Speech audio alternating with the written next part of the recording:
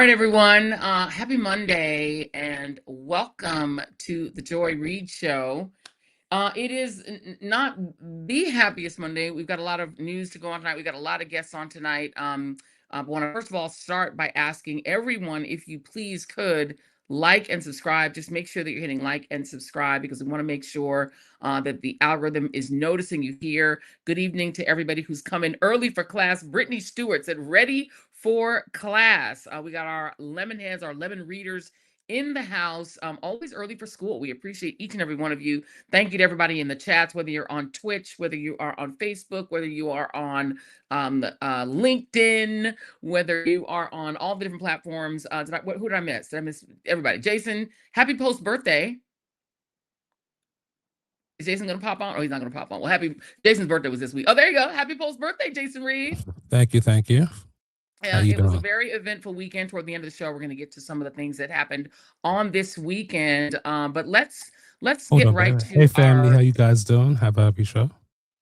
Have a happy show indeed. Let's start by thanking one of our amazing sponsors. The Joy Reid Show is brought to you on this happy and very complicated Monday by our friends at Duplessis. Now, look, I had no idea that cotton and satin were actually the thing that was causing like my sleep creases and frizz in the old hair, because, you know, when you have the short hair, everything shows. And so Duplessis is this amazing secret to healthier skin in weeks and healthier hair, better hair that looks not frizzy, not broken, preserve your style, preserves your color. And by the way, you know, people who say put on a satin cap, that's actually not accurate. Silk is actually better. It's cooling, it's natural, it's actually gentler on your skin and your hair. So a lot of people who are putting satin caps on your head, that's actually not the healthiest thing to do. And Duplessis uses the highest quality silk. It's 22 Moms 6A grade, 100% pure mulberry silk. The added benefits, naturally cooling and breathable. It's hydrating, it's hypoallergenic. It's easy care. It's great for your skin. It's great for your hair. And it's also great for your budget. Over 3 million have been sold. It's been featured in Vogue, Oprah Daily, Good Morning America, you name it. It's won all kinds of awards. It's a practical, wonderful gift.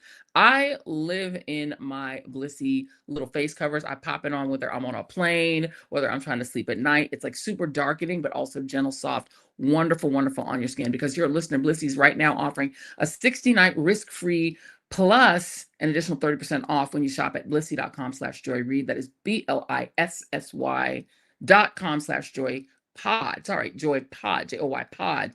So if you use the code JOYPOD, JOYPod, you will get an additional 30% off. Your skin and hair will thank you. Keep an eye on that because it's really important. So if you want to have like great skin, great hair, get that little Duplessis. It's fabulous. I love it. All right. So we are keeping an eye on this breaking news, unfortunate news of a shooting at a San Diego mosque, which has left 5 people dead, including 2 teenage suspects. The incident is being reported as a hate crime, according to San Diego authorities. And so what happened is 3 people, including a security guard, were shot dead at the Islamic Center of San Diego, according to authorities. 2 teen suspects were then found dead in a car near the mosque. Mark Remley, the special agent in charge of the FBI in San Diego, told the news conference that the 2 appeared to have died from self-inflicted gunshot wounds. So that, according to authorities in San Diego. Again, this is being considered a hate crime based on where the shooting took place because it was in a mosque. Jason, if you could show this footage here, and you can see some students that were leaving the mosque. It's one of these tragic images that we become so used to in covering this kind of stuff. Aerial TV footage shows more than a dozen children holding hands and being walked out of the parking lot of the center, which is surrounded by scores of police vehicles. The White Mosque is in a neighborhood where there are homes, apartments, and strip malls, also Middle Eastern restaurants and markets. Unfortunately, this is Trump's America. The center is the largest Islamic center in San Diego County, the largest mosque in San Diego County. It's about 9 miles north of downtown San Diego. It hosts the Al Rashid School, which the website for the mosque says offers courses in Arabic language, Islamic studies, and the Quran. No word yet on if there's a motive, but welcome to Trump's America. This is awful, and the kind of hateful rhetoric we've seen from the right about Muslims it cannot have helped. We'll just put it that way. So we're going to keep watching that story. So as there are more developments, my friends, my wonderful producers will keep me up to date, and then I'll keep you guys up to date so that we can stay up to date on that really horrible breaking news story. Meanwhile, this weekend, with literally just 10 days of organizing, thousands of people descended on Selma and Montgomery, Alabama, to march. And this was the march that was called All Roads Lead to the South. And of course, we streamed it right here on the TJRS channel. And thanks to everybody who tuned in. Lots and lots, tens of thousands of you tuned in both here and on Substack to watch it live. And this is Jamar Tisby, some of the footage that he posted on his social media. He was there in Selma and Montgomery. They redid the Selma to Montgomery march to protest not just the loss of voting rights for Black people, and you can see it was a multiracial crowd. I will note that Indivisible helped to send people and worked under the Black leadership. We are here because they thought they could divide us into Black and white, rich and poor, Southern and Northern. They thought they could stop a movement. You can rig a map, but you can't rig a movement. And of course, that was Justin J. Pearson, the state representative Justin J. Pearson, who is running for Congress. He's still running. I will note that Steve Cohen, who was in the seat that Justin J. Pearson was running for, has now dropped out, is no longer going to run for re-election. Remember, his seat is gone. The seat he was in is now redistricted away. But Representative Justin J. Pearson is deciding which of the three new configured congressional districts he's going to run for. He's still running, but you can see he spoke. Lots of people spoke. This was All Roads Lead to the South. And to be very clear, this is not just about Jim Crow maps. I mean, this is about the neo-Confederate South and the MAGA movement, which is basically the neo-Confederacy. It's their assault not just on Black voting rights and Black power, but as a first step toward dismantling the power of everyone who is not a fake Christian right-winger, right-wing man. The rights of women, the rights of LGBTQ folks, the rights of workers, the rights of union workers, the rights of low-wage workers. Everything is on the table to recreate this sort of kleptocratic oligarchy. Another name for that is a rich man's thiefocracy, where they can basically steal and you cannot vote them out. And they're doing that, targeting everyone by trying to hyper-focus white voters on Black voters losing seats so that they will think something DEI, this is not my problem. And so if they can lull enough white conservative voters who are used to voting Republican and conservative to say, we don't care because this is just Black people losing their seats and blah, blah, blah, DEI, while they're doing that, they are also being targeted. Their wives, their children, their LGBTQ cousins, they're also being targeted. They're just targeting Black people first. Because the goal, as we're going to talk about later in the show, is a larger goal of remaking the United States into a giant kleptocracy where a small number of people get rich, rob the bank, leave nothing in the bank, and leave everyone else destitute. Everyone else is cattle. That is their end game. They're just going to rob the bank, rob the country blind. They're stealing and leaving not just Black folks, but everyone powerless. Black people are always the canary in the coal mine, the first to get hit, the first to get driven out of the voting booth, because Black voters tend to vote for the most progressive candidates and tend to vote for the most progressive policies. So if they lock Black voters out first and say, well, you can't choose your representatives, the next step is to move on to the Browns, the AAPI, the Indigenous, and eventually they get to the white people too. The goal is to make a kleptocracy where a tiny number of people eat everything and leave nothing on the table for anyone else. But Black folks are just the first ones to go. You heard, obviously, that's the reason you heard Justin J. Pearson say they're trying to pit Black versus white. But really, the backlash is spreading across the entire South. What MAGA thought they were going to get was that they were going to unite white voters behind disenfranchising Black people. Instead, they're catching a backlash that is not just the South. The backlash is pinging all around the country. I want y'all to listen to Massachusetts Representative Ayanna Pressley for a moment. Take a listen. The need of voter suppression is heavy on the neck of Black America. Yes! But this is a fight for all of America. Yes! Land of the free, home of the brave,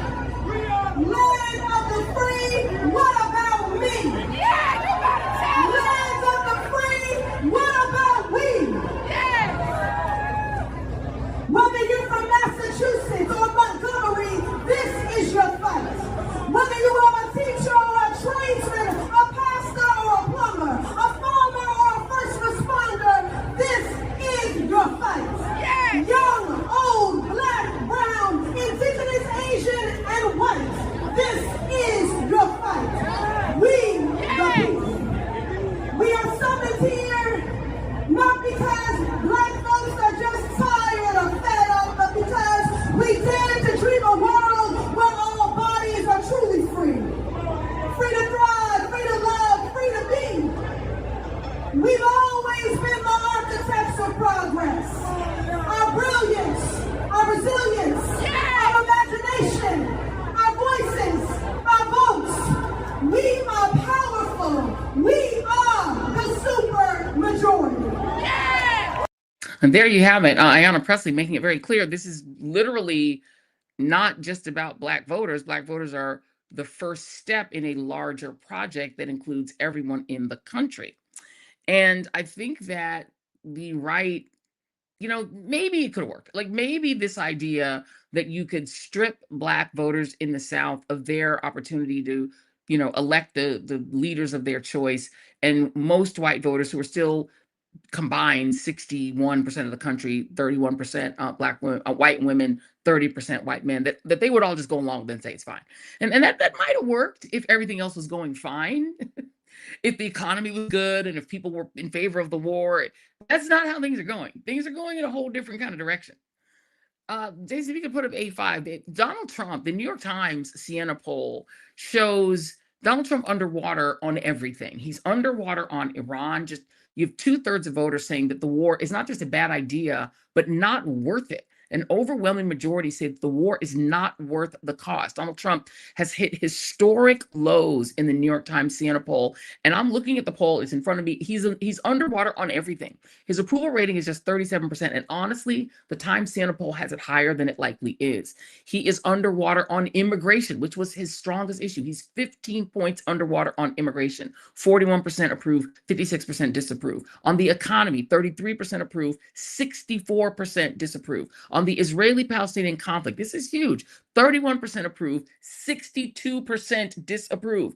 On the war in Iran, 31% approve, 65% disapprove. On the cost of living, this is his worst number. 28% approve, 69% disapprove. So it might have been you might have been able to pull this off if things were good, but things are not good.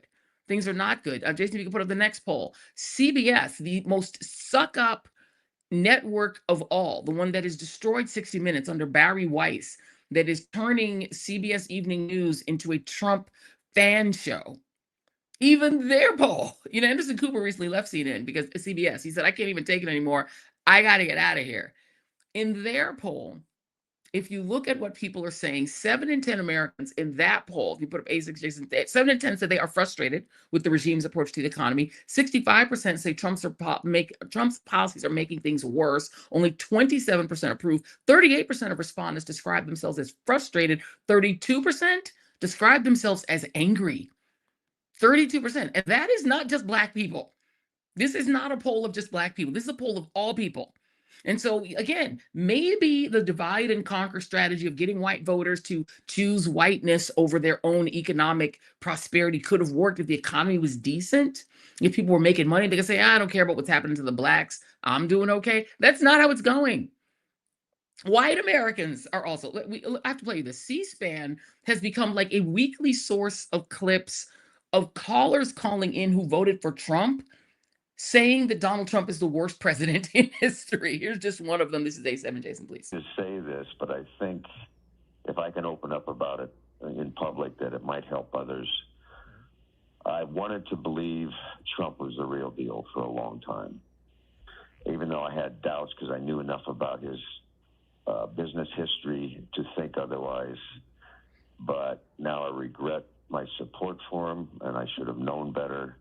He's making it plain as day. He's a con man, a liar, doesn't keep his promises.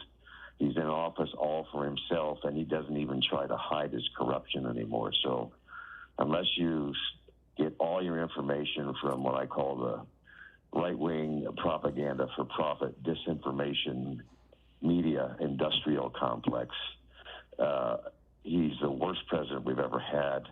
And he's the most corrupt president we've ever had. I know it's hard. It took me a while to be able to say that.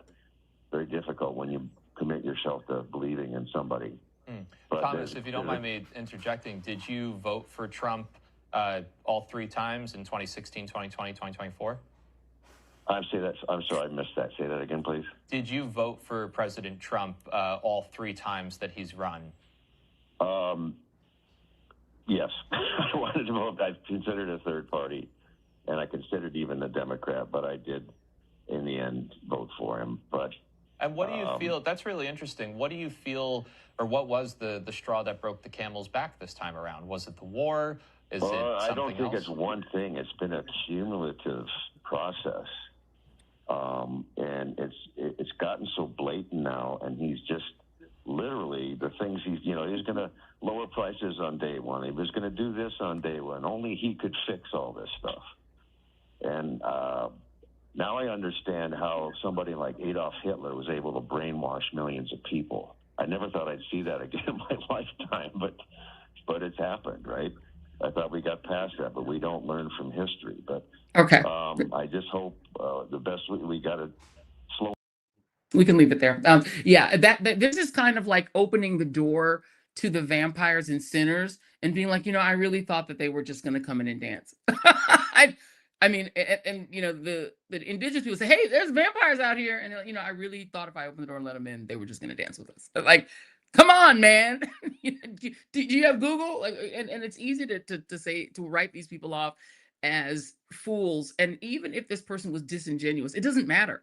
Hearing that person who is clearly sounds like a white person say that on C-SPAN is actually powerful messaging for the Democratic side, because it definitely appeared this person called in on the Republican line. This is powerful. This is looking like you can't just DEI your way out of the problem that Republicans clearly have in November. And this is why they are, as one of our commenters has said, building a fortress. They're trying to build a fortress around the United States Congress, because they know that in an environment where everyone can vote, they're going to get wiped out. They're going to lose the majorities in the House and Senate. They know that's going to happen. And so they're literally trying to build a wall around themselves so they can keep stealing. They can keep stealing. But what's happening instead is that you're seeing this incredible backlash. Not least because they don't know how to message this. They don't know how to message this as a good thing. I want you to listen to a Louisianan named Mike Johnson, who's the Speaker of the House, who's asked straight out, well, what's your message to Black voters? And keep in mind, as you listen to Mike Johnson respond to this question, 20% of the people in his own district are Black. He's one of the few MAGA Republicans who represents even 20% African Americans. And you see what he's done for them. It's one of the poorest districts in the country. Roll them, Jason, please. So what is your message to Black Americans, Black voters, about this redistricting? The Supreme Court issued a long-awaited opinion, and I think it was long overdue, and they stated the obvious, that drawing congressional lines must be fair. You cannot draw lines on the basis of race, and that's what was done in Louisiana. So they declared it to be an unconstitutional gerrymander, and it was. This brings back fairness and certainty to the system, and I think a lot of states are looking to make sure that their maps are not unconstitutional like Louisiana's was. Okay, we have another big legal issue. Okay, let me move on and not ask a follow-up question that seems obvious as a journalist. No follow-up there, lady. Of course not, because it's a right-wing outlet. But yeah, he doesn't have any. They cannot explain. They cannot message this in a way that makes any sense. So they just say, well, the Supreme Court. They just throw it on Alito and them. They say, well, they did it. It's, the states are just trying to comply because they really don't have an answer. But what's happening in Louisiana is, number one, the governor is facing a potential recall. There's a recall election. 2 Louisiana voters have called for him to be recalled. That's part of the backlash. Another part of the backlash, Louisiana had 5 amendments on its constitutional ballot that was on Saturday, same day as the Voting Rights March in Montgomery. And here's what happened. The amendments included one that would have dissolved 3 education trust funds to pay off the debt of the state teacher pension and give teachers a modest pay hike, but it went down with all the other 4, including one that would have raised the retirement age for judges from 70 to 75, which is insane. That went down as well. And here's what a local outlet, the Louisiana Illuminator, said. Landry, the governor, the devilish governor of Louisiana, backed 4 of the 5 amendments, and his political action committee, Project Louisiana Values, spent $1 million on a campaign to pass them. They lost by margins ranging from 16 to 56 percentage points. That's the margin. That's not just all Black people. However, left-leaning groups and the Liberty and Dignity Coalition, ran a no on all campaign, tying the amendment vote to anger over Landry's decision to suspend U.S. House races scheduled for May 16th. The governor canceled those elections after a Supreme Court ruling struck down Louisiana's congressional map as an unconstitutional racial gerrymander, giving lawmakers time to redraw district lines. A critic said the new map was drawn to eliminate one of the state's 2 majority Black congressional seats. Black voters, this is per this local outlet, energized by the redistricting fight, turned out in higher numbers than expected during early voting and on election day. Pollster John Pouvion of JMC Analytics noted before the polls closed that Black and Democrat turnout looked more energized in early and mail-in voting. And one last thing that is also motivating people in Louisiana is that, remember the gentleman who we had on our show named Calvin Duncan? Remember Calvin Duncan?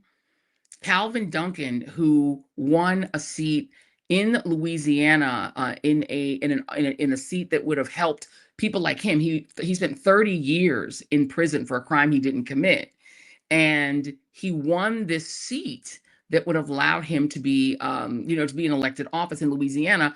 Republicans in Louisiana eliminated the entire office. They eliminated the entire office to make sure that he could not be seated. This went to court. There was originally an injunction, and he would have been the clerk of the court in Louisiana. They were like, if you want the seat, Black man, we're just going to get rid of the whole office. Joining me now to talk about this is Senator Royce Duplessis of Louisiana. And he is one of the people who gave a really fiery speech about the elimination of the pending elimination of at least 1 congressional seat. And he was recently appointed as the Senate Governmental Affairs Committee, and that's the panel that oversees redistricting. Senator Duplessis, welcome. Thank you. Thank you for having me, Joy. So let's talk about, I want to start with the Calvin Duncan situation, because this to me seems like the old Jim Crow South. I call this the John Crow era because of John Roberts. But in the Jim Crow era, if a Black man won a seat, the white neo-Confederates would just get rid of the seat. And now this is like that's what they're doing again. Yeah, you're seeing this whole thing play out in real time. Never thought I'd see it in my lifetime, but I'm learning and continuing to learn that if someone shows you who they are, to believe them. So when they passed this bill in the legislature, they made it clear that if no other bill was going to pass, it was going to be the bill to stop Calvin Duncan from being duly seated, a man who was elected with nearly 70% of the vote. You know the story, but it's really playing out just like it did post Reconstruction. And we're seeing it all play out right here in 2026 in Louisiana, a state that has historically lived up to its name. And it's playing out again right now. Yeah, it's interesting because Louisiana was one of the most successful Reconstruction states, and when the Confederates at the time came back during the redemption period, they were very efficient about eliminating all the gains that that Black Louisianans had achieved during Reconstruction. And it does appear that your current leadership of the Republican Party and your governor are trying to redo that history. Yeah, what you're doing is you're not just blocking Calvin Duncan from becoming the clerk, because this is certainly about Calvin Duncan, but it's so much bigger than Calvin Duncan. You are undermining an entire city, a majority Black city, New Orleans, that made a decision, that made a choice to say, this is who we want as our clerk. So when you undermine a city like that, that is so much in line with everything that we saw, as you just described, post-Reconstruction. This is classic disenfranchisement at the highest level, to simply say we're going to eradicate an office after an election, but before he's sworn in. Let's talk about the elimination of 1 of 2, which is only there've only been four Black congressmen total ever in the state of Louisiana ever, and there are now 2, and they're saying there will be none. Or is it none or 1? Where are they going to? So right now we have a 4-2 map in Louisiana, and the map that advanced from the Senate is a 5-1 map. So it would reduce us from having 2 black congressional representatives to 1 black congressional representative, but it's still a huge step backwards because we fought very hard for that second seat after the last redistricting cycle. And it's a fair map that represents 1/3 of this state. This state is made up of 1/3 black. We're second behind Mississippi. So that's what we should have in place. But it's a rollback of that under this horrible ruling by the Supreme Court that's really doing Trump's dirty work. And that's to basically make redistricting and partisanship a proxy for race. So that's where we are. The map that's advancing right now will reduce not just black representation, but Democratic representation. Independent representation, right? We have a lot of white Dems and allies that deserve representation, and it's hurting the entire state. So that's the map that's currently in play. And part of this is that the right has never been able to culturally control New Orleans, if we're just being honest, right? They want control of the one part of Louisiana that is the economic center of Louisiana. The economic bastion of Louisiana is really New Orleans. They want control of it, right? They can't culturally take it, so they're just seizing control of it. Is that fair to say? No, that's more than fair to say. That's always been the case, and New Orleans is not alone. We share that with cities like Memphis and Atlanta and Jackson, Mississippi, and all cities, majority black cities that generate the wealth, that generate the economy, that generate the culture, that make it where people want to come to the state. Conservative legislatures in red states want to control the state. They suck out our resources and dictate to us, going back to the Calvin Duncan situation that we talked about earlier. So that has always been the case when you're talking about the Louisiana legislature's relationship with the city of New Orleans. It's always been about control. Yeah, absolutely. It is. They prefer a plantation system where all of the black people in the state are effectively controlled by a white overseer. And they don't trust even a white Democrat to be that overseer. They need it to be a white MAGA person. And so they're saying, well, y'all are not going to get to pick your representation. We're going to hand you a MAGA person, and they're going to be your congressman, no matter if all of you vote. We're going to we're going to make you such a small percentage of your own district that you will have no choice but to have this MAGA overseer who's going to tell you what you can read, what you can do economically, who can get grants, who can have a small business grant. Basically, they're going to essentially force black people and, like you said, liberal white people in Louisiana to beg MAGA for crumbs. That's right. That's been the case. You have to come and beg for authority to make certain decisions in the city of New Orleans when we are the leader. We're the reason people come to Louisiana. And it's always been an imbalance, fighting for our fair share to keep more revenue that we actually generate, and to be able to be a true home rule charter city that determines our own fate and our own destination. So yeah, we're gonna keep battling back against this. But I just want to say this, sure, that we as a city and as a state and as a country, this is bigger than just maps. This is about whether or not certain people in society are going to be able to fully participate in democracy. That's what this is about. So this is not about some Supreme Court decision just saying, oh, we're complying with the Supreme Court. Look, the Supreme Court said in Duplessis v. Ferguson that you could segregate. They didn't mandate that we segregate, but states like Louisiana chose to take that decision and segregate based upon race. The same thing's going on here. They're using this Calais decision as a cop-out.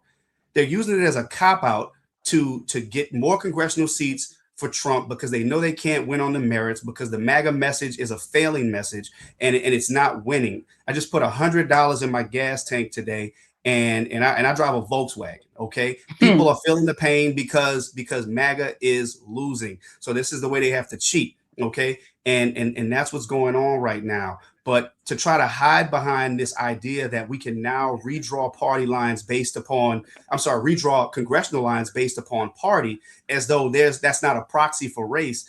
Justice Jackson, in her dissent, clearly said that we should not hide behind this idea that we can redraw lines based upon party as a proxy for race to hide from accountability under the Voting Rights Act. And I think she's spot on. And we have to look back at our history and not say that the Supreme Court is what's telling us to do this. No, the state is choosing to do this, and they're setting our country back more than 6 decades by doing it.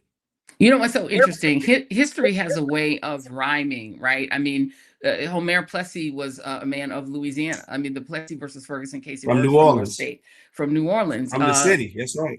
That's right, who could have passed for white, but chose to be black and said, I'm going to get on this train and I'm going to say, hey, I'm a black person on the train. Anybody want to kick me off? And launch this whole case. And it took until Brown v. Board to reverse that.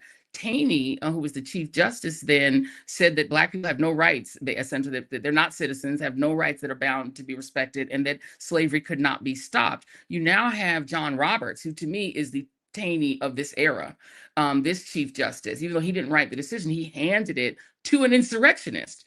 And the person who brought the case was a Louisiana insurrectionist. And he was like the reverse of Homer Plessy. He's a villain that brought the case, and his name is Calais. And this man, Herb Calais, is a man of Louisiana who brings an insurrection-based case to an insurrectionist on the Supreme Court, which to me is so historically crazy. But let's talk about the, well, let me ask you before I ask you my next question. Are people in your state really catching on to the bigger meaning of this? This isn't just about Louisiana, that it is about taking over the whole country. Are people getting that? I believe they are. I really believe people are waking up. And that's why I made the comment earlier about just the price of gas and so many other aspects of our lives that are just worse now that this president has been in office less than 2 years. The country is just worse.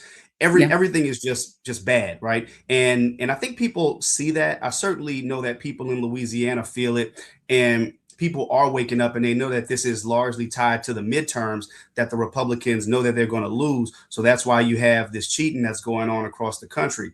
So the people of Louisiana, they know what time it is, and people are waking up. Earlier, you were talking about these 5 amendments that failed. That was an indictment on the governor, period, point blank. People in my district, when I tried to explain to them what each amendment was doing, they didn't even want to, they didn't care. The answer was no. We're voting no on all 5. And that feeling was palpable. You could feel it, how angry people were and how angry people remain. So I believe that people are really waking up, and you're going to see a big movement come this fall. I'm a punishment person. I believe you have to punish politicians for doing you in, for doing you wrong. Yeah, right? You can't reward bad behavior.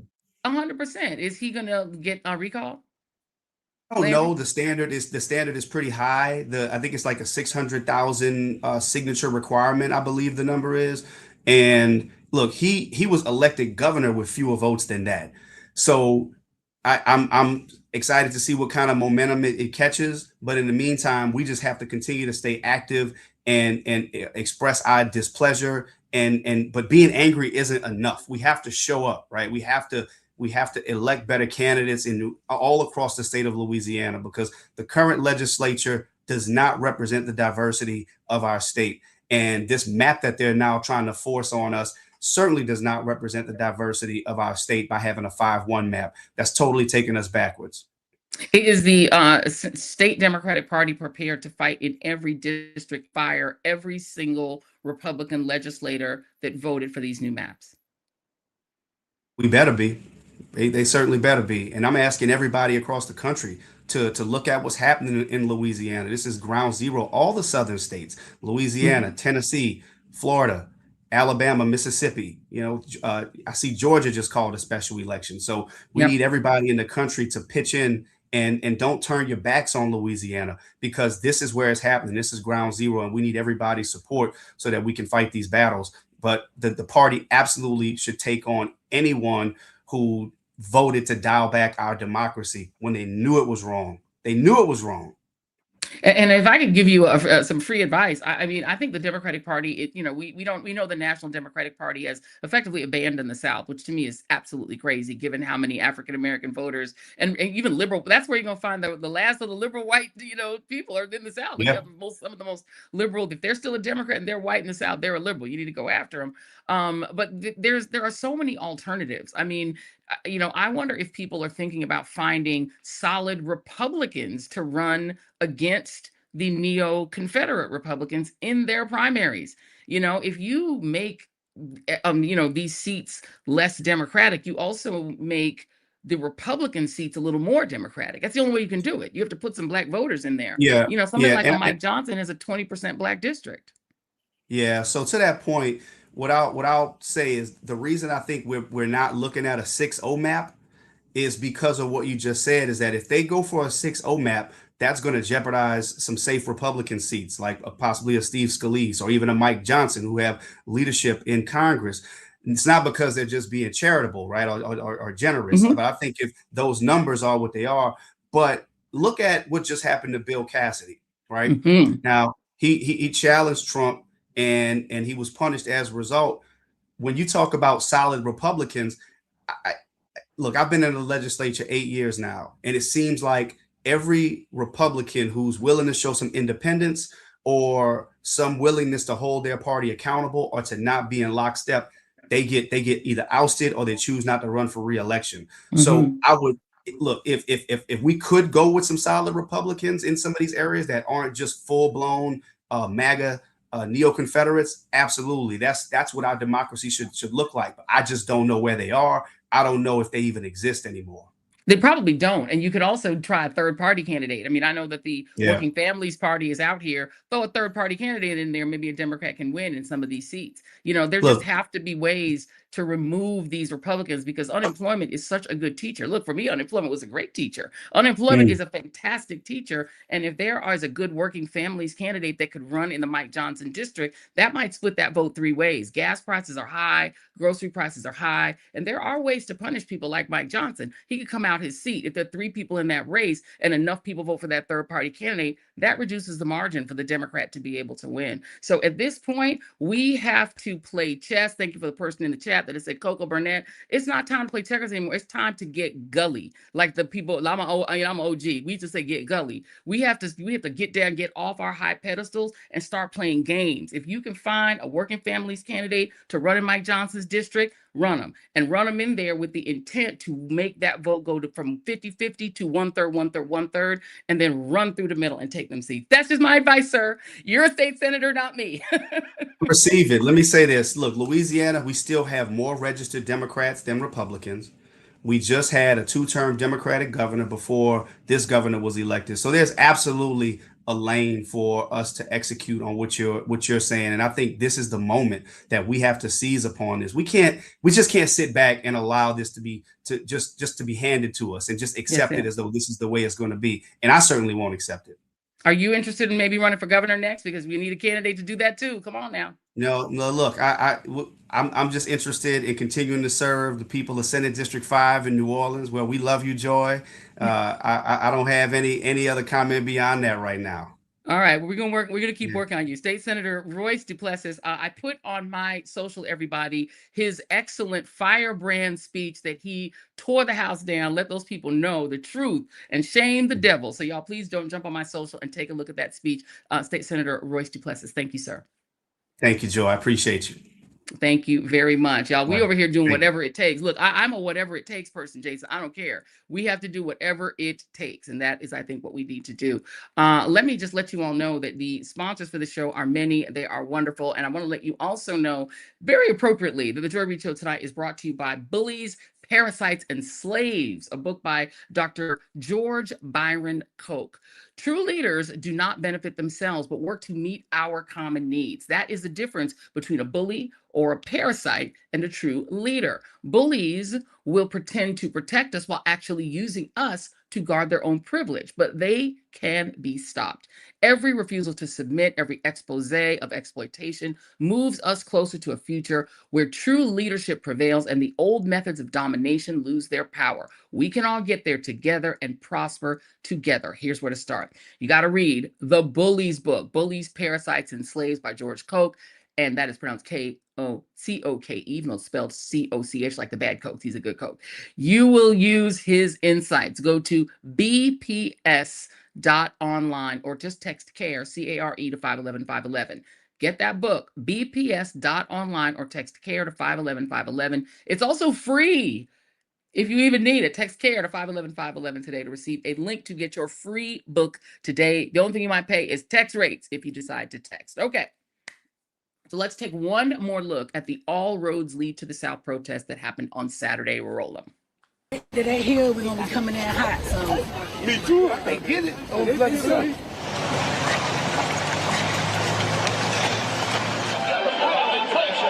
Climate control. I'm still not there.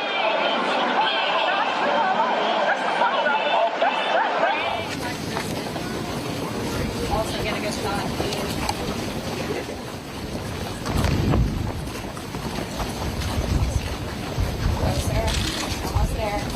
They probably plan on asking us for birth certificates and everything. We get it quick. Yes, ma'am. And the days of any election, we need to be sure the people get to the polls and from the polls. that's right. And this ain't gonna have no camera behind. Right. You see, there's a lot of important things that are done that are never even told by the press. I remember Y.T. Walker sent me to do something, take a message. I didn't realize how important that message was. I won't tell you what it was, but it was so important. Today, I realized how important it was. Thank you, Mr. President. It saved somebody's life. Amen. I didn't know. I just didn't know. Yes, He told me to go to a certain room in the gassing lounge and tell them somebody, the police was out there. That's all he told me. And I did exactly what he told me. All right. Thank you. In Selma, we spent the morning here, just crossed the Edmund Pettus Bridge, spent time with demonstrators, activists, protesters, and now we're getting ready to head back to the state capitol for a massive rally, part of the All Roads Lead South organization and mobilization in response to the Supreme Court's attempts to curb Black voting rights.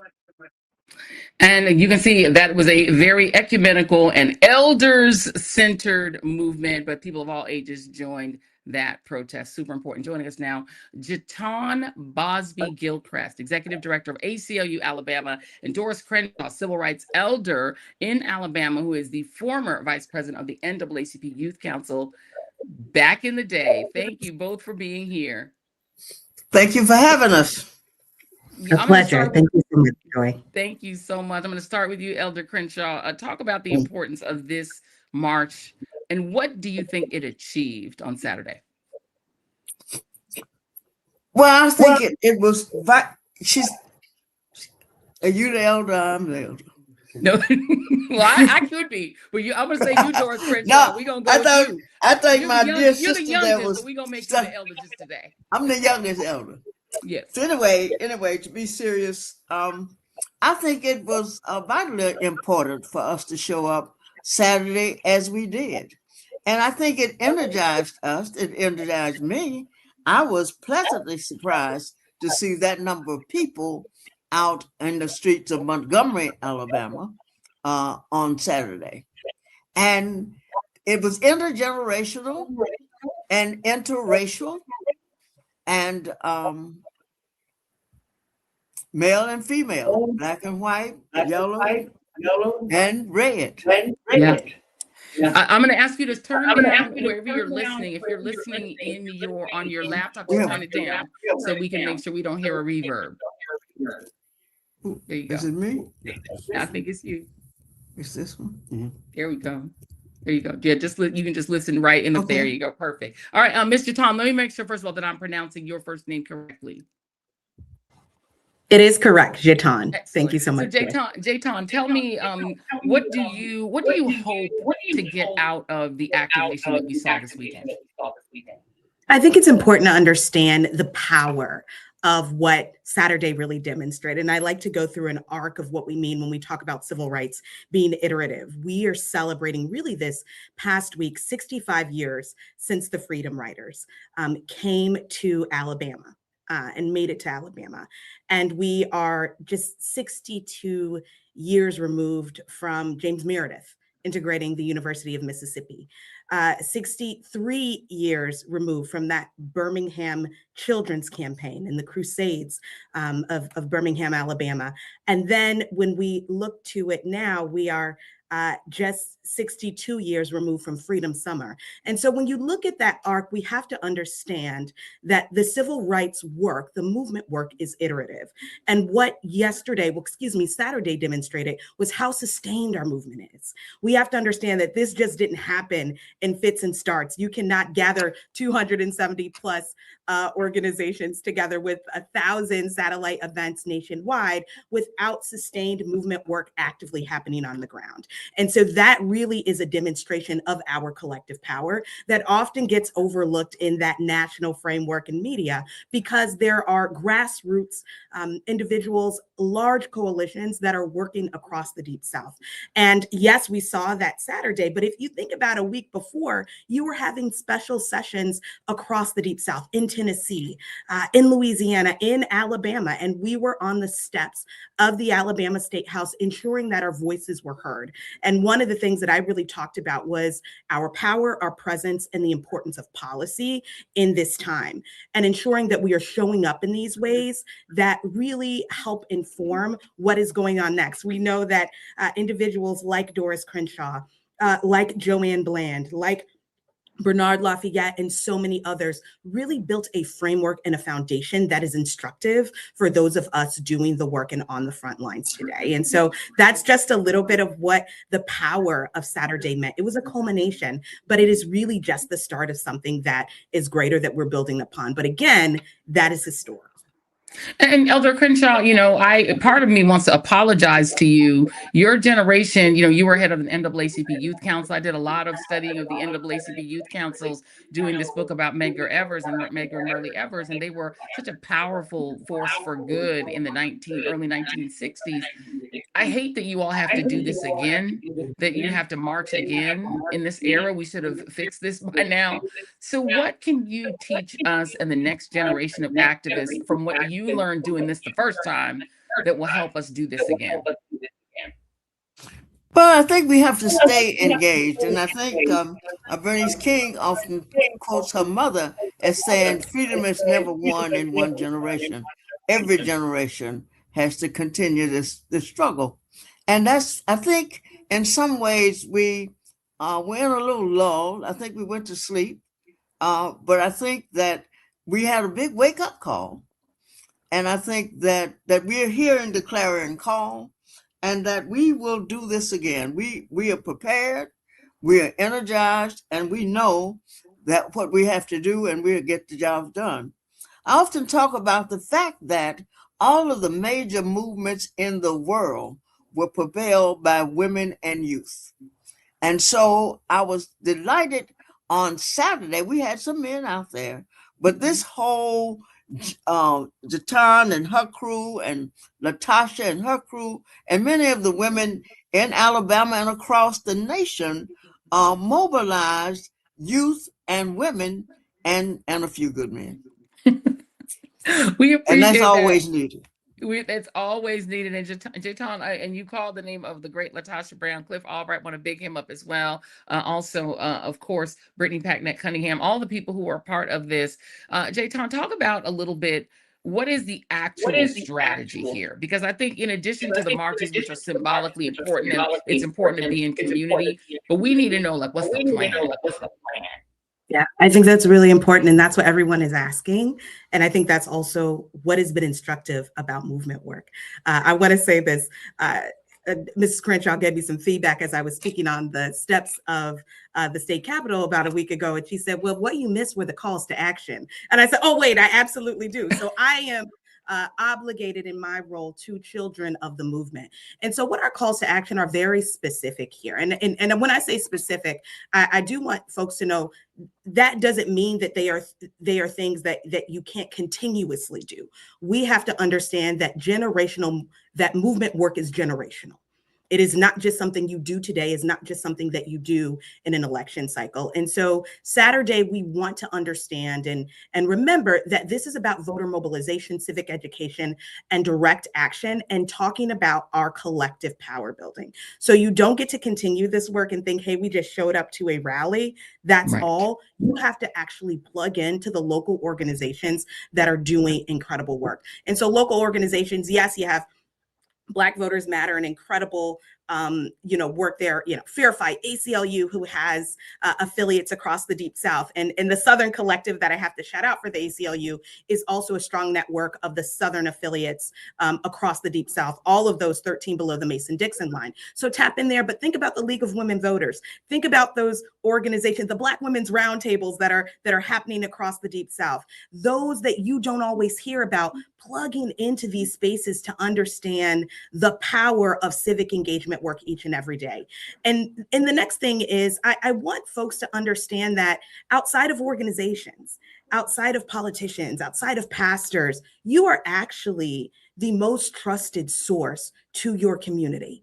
You are the most trusted source to your family. And so what I want folks to understand is that we cannot lose the art of dialogue. We have to be able to listen to folks. We have to be able to meet folks where they are. So whether that's the kitchen table, for me, it's oftentimes just a kickback that might be in my mother-in-law's house or my husband's house. And those are where you listen, right? We have to get people involved in this movement, and we cannot shame them for maybe not having the information that we may wield. And we also have to understand civic engagement comes even before we get to that ballot box. And so we have to be able to engage with people in and outside of election cycles. So yes, we want folks to show up tomorrow, and that's our biggest call to action, which is May 19th in Alabama. It is voting day. We have incredible organizations here that are taking people to the polls, an organization specifically known as Roll Into the Polls, led by a good friend and an activist, Kanisha Brown. And so literally you are connecting with people, taking them to the polls. Ask your neighbors and your friends and your church members, what can I do? Getting folks to the polls is critical. And I want people to understand the power of that. And then also just showing up where you can, doing what you can when you can is critical. And so those are some broader calls to action. But the thing that I want people to understand is we got to tap in, folks. We are talking right now about 2026, but I want folks to think about what 2030 looks like when that new census is coming. We have to prepare for that. We're talking about gerrymandering, but the redistricting process itself is something that is about the will of the people. It is about us showing up. It is about resources. And so that is a critical part of this work. So I want us to think about the long game, but in the meantime, while we're learning, we got to lock in and plug in where we can in our communities. Amen, amen, amen. I'm going to give you the last word on this, Elder Doris. Please take the last word. Okay. What I was going to say is, I talk to people a lot about, let's get back around the table again. We stopped talking and we stopped talking to each other. People don't talk. At dinner time, nobody's around the table. But see, we got to start back to talking again. I always close my talks with, when we attended meetings in the 50s and 60s, we were asked, why are you here? And what is your assignment? And I want people to not think about just me and you, Joy. Joy, you owe me a visit to Montgomery. I know I do. What are you going to do? Because history is visiting you. So you have the power also. And another thing we say, it starts with you. It's not about us. It starts with you. Amen. Amen. Wise words, of course, from Elder Doris Crenshaw, one of the legends of the civil rights movement, one of the unsung heroes, heroines of the civil rights movement. We appreciate you so much, our dear beloved Elder, and of course, JaTaune, Bosby, Gilchrist, and the new generation of leaders. And thank you for being here, because I need people to understand it is not just Black organizations that we think of as Black organizations. And I want to push back on that lie that was trying to be circulated on some kind of social media saying, oh, no, it was just Black. No, ACLU, League of Women Voters, Indivisible, everybody was there. They had 10 days to organize a giant march, and they did it in 10 days. And the results were about 5,000 to 6,000 people all on hand just for that, to walk over the Emmy-nominated bridge. Imagine what folks could do with all the time we have between now and November. I want to thank you both, good sisters, for being in this fight and for being here on this evening. Thank you. May I take one more minute? Of course you may. Of course. As we close out the 70th anniversary of the Montgomery bus boycott, we want to salute the Women's Political Council. And it was the Women's Political Council that pushed for a boycott of the buses. And a leaflet that was made by Joanne Robinson, who was an English teacher at Alabama State, got the word out over this weekend. So this year, as we close out, we want to honor communicators, and especially women communicators. That includes you, Joy. So we expect you here in December. Thank you very largely for your time. Yes, ma'am. I will see you in December. Look, that invitation live on air shall not be declined. Okay, I will be there, ma'am. Yes, ma'am. Thank you very much. Thank you. Thank you, Elder Doris. Thank you, JaTaune. Thank you both very much. Listen, when the elder tells you to show up in December, Jason, you will be there in December. Let me just let you know that's where I'm gonna be in December. And it's important, I think, what these two wonderful women were saying that I think is important to remember too. Not everybody is super political. Not everybody watches the news. Not everybody even watches the Joy Reid Show. And so you have to figure out, how are you getting to people who are apolitical, who just don't think about it, who are busy, reading the shade room and not paying attention, without shaming those people. And I think one tip that I would give all of you who are the very ready, and obviously the woke people who are watching this show, whatever your the format you're watching it on, is number one, don't talk about democracy.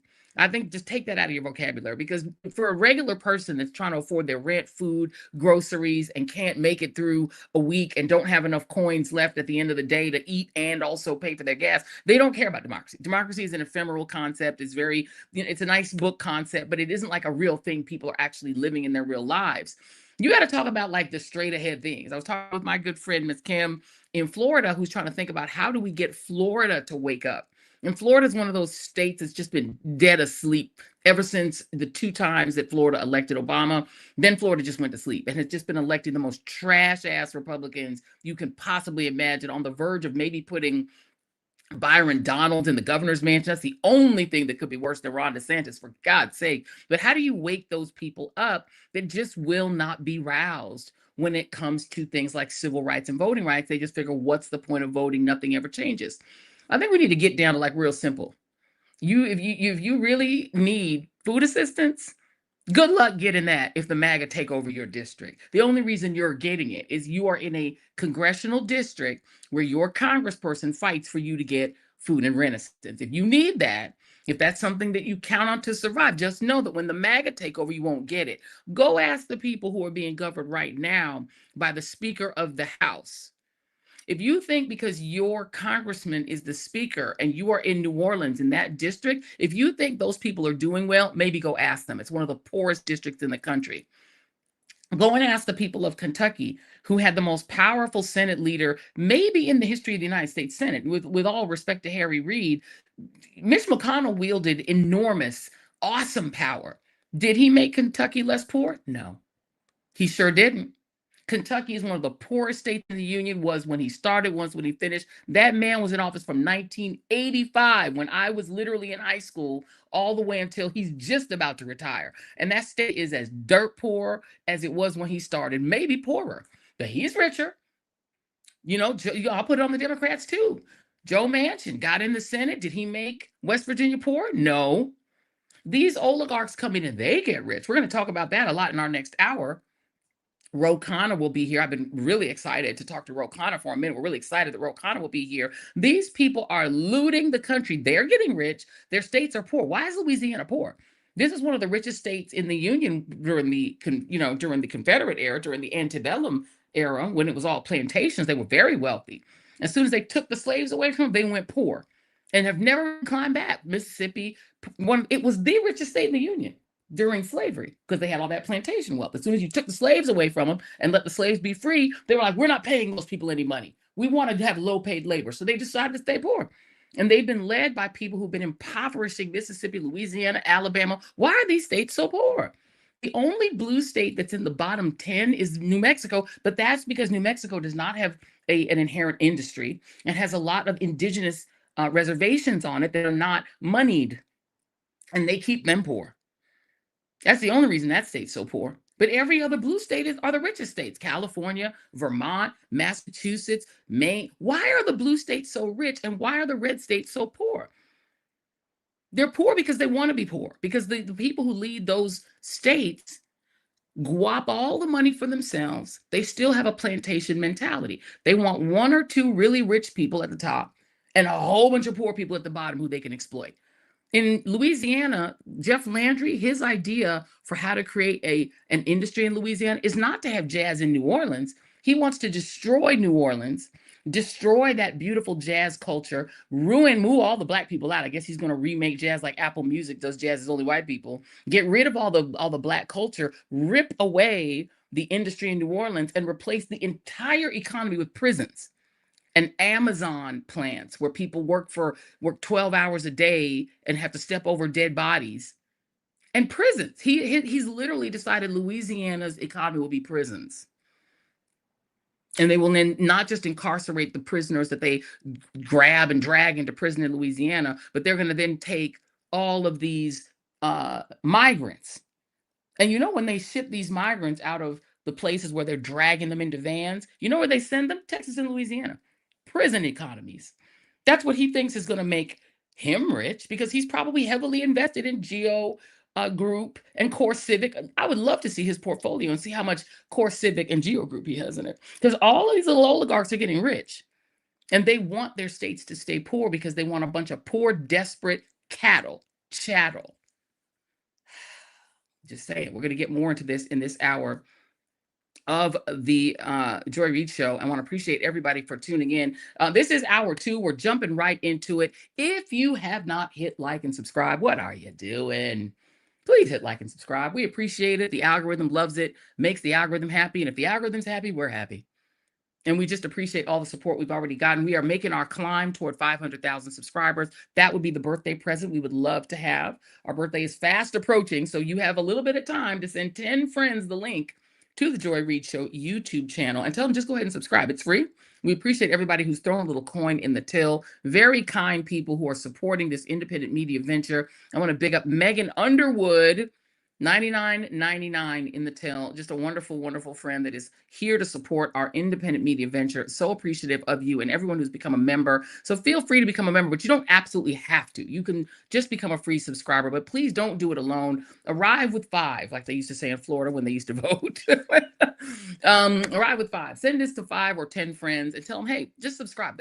We literally, Jason and I were at an event this weekend and ran into yet another person who had no idea that I'm doing this show and gave me the same, we miss you so much on MSNBC. And I was like, whoa, whoa, whoa, we have a place. Come and join us. Come and join us here at the Joy Reid Show. People don't even realize it's here yet because we didn't pay for advertising. We're just growing organically. We didn't do the thing where we bought subscribers or paid for advertising. We didn't do any of that.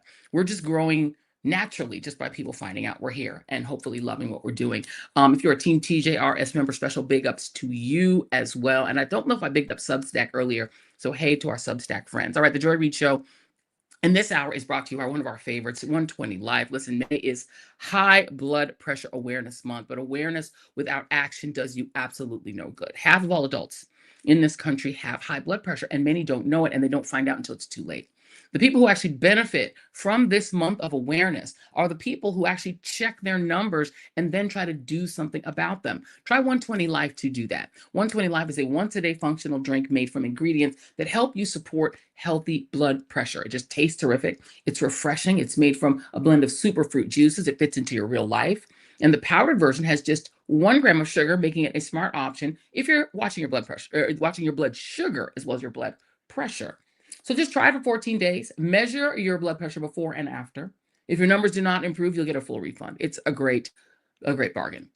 Over 1,000 health professionals have supported or endorsed its use. It's increasingly becoming a go-to natural tool in clinical settings, not just wellness circles. So if you want to try it, give it a shot. Go to 120life.com. That's 120life.com. Use the code JOY or the code REID for 20% off. Try it risk-free for just 2 weeks. If your blood pressure does not come down, you get your full refund. 120life.com. Use the code JOY or REID. Don't wait till next month. You have nothing to lose but your high blood pressure numbers. These statements have not been approved by the Food and Drug Administration. This product is not intended to diagnose, treat, cure, or prevent any disease. Okay.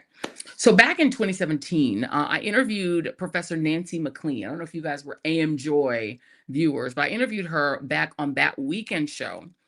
And Professor McLean had written a book called Democracy in Chains that made the right just go apeshit. Like they got really mad. Like the Cato Institute did a whole write-up about how it was terrible, horrible scholarship and everything.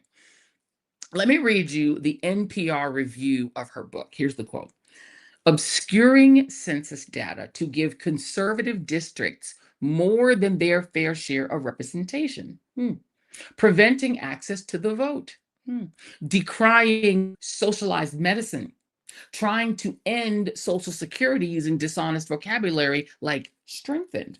Lionizing Lenin from the old Soviet Union. Attempting to institute voucher programs to get out of the business of public education. Increasing corporatization of higher education. Harboring a desire at heart to change the Constitution itself. This unsettling list could be 2017 bingo. In fact, it's from half a century earlier when economist James Buchanan, an early herald of libertarianism, began to cultivate a group of like-minded thinkers with the goal of changing government. This ideology eventually reached the billionaire Charles Koch. The rest is, well, 2017 bingo. Oh, I have an eyelash coming off apparently. Okay, I'm getting a 911 on my lashes. Apparently my eyelash has decided it doesn't like what I'm saying. And so I'm getting an eyelash emergency alert. Thank you very much, Winsome. No, Winsome has interrupted me for a very good reason.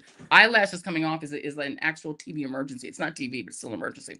So this was 2017 bingo, right? Bingo indeed. And Professor McLean might well have added, institute a nationwide bank robbery to allow a small claque of billionaires to loot the entire economy, enrich themselves and their families, and leave the rest of the country broke and destitute, while making it impossible for voters to ever remove them from power by voting them out, to keep the shrinking majority population voting in favor of the oligarchs by constantly bombarding them with incentives to choose whiteness over even their own economic safety.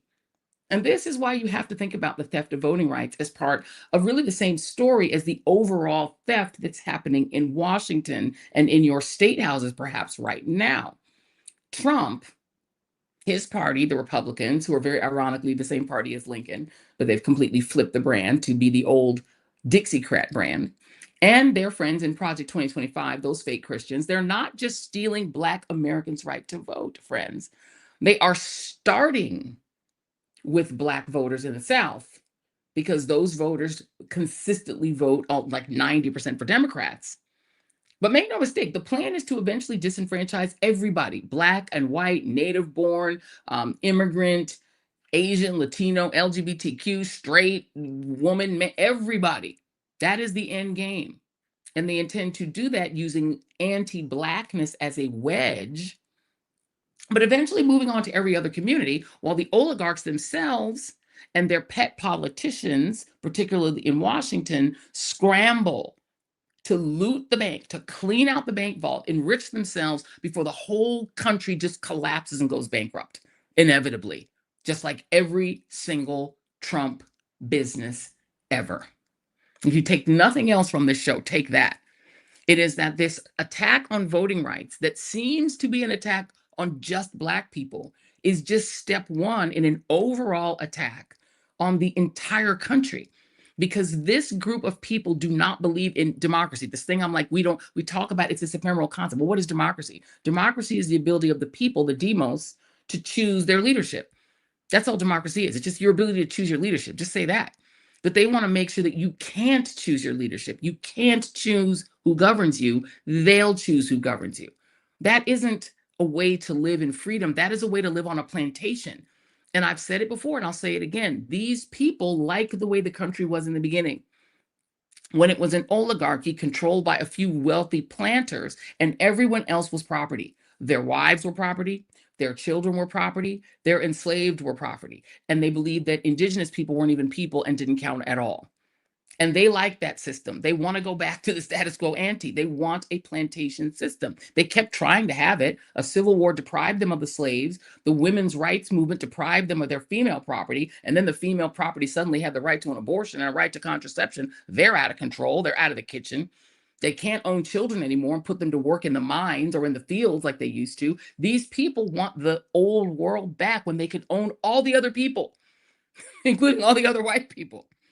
And they have a real problem with the idea that a Black woman could run for president, that a Black man could be president. They have a real problem with non-white immigrants going in and opening up a restaurant or working in the back in a restaurant when it used to be only young white men back there. They don't like the idea there could be non-white people working as cameramen and on the crew on a TV set. They hate this idea. They hate it. They don't want to walk into any place of business and see any of you.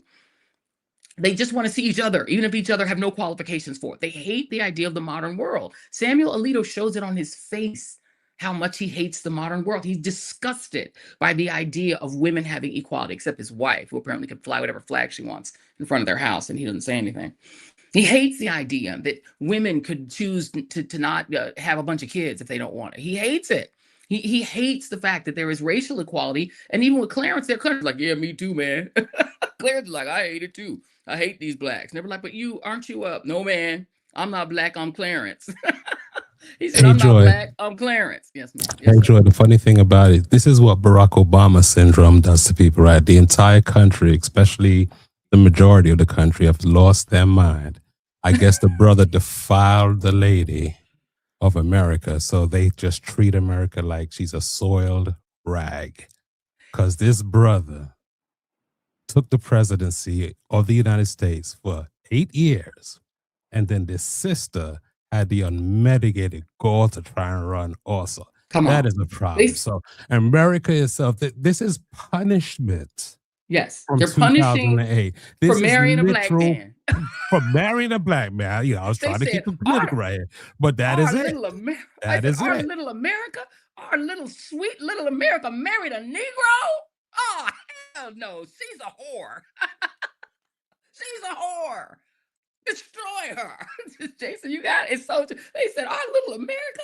Why did our little America? She lowered herself to marry a Black? Hell no.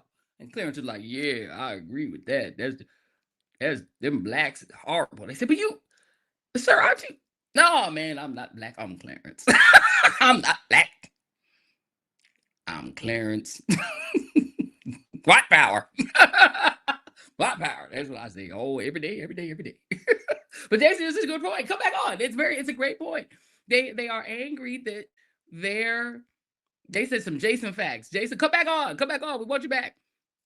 They're mad that their beautiful little American girl married this Negro. Mm-hmm. And they want to punish her forever. Remember some high schools, if the brother even says hello to the white girl, that white girl would just be like tarnished, feathered.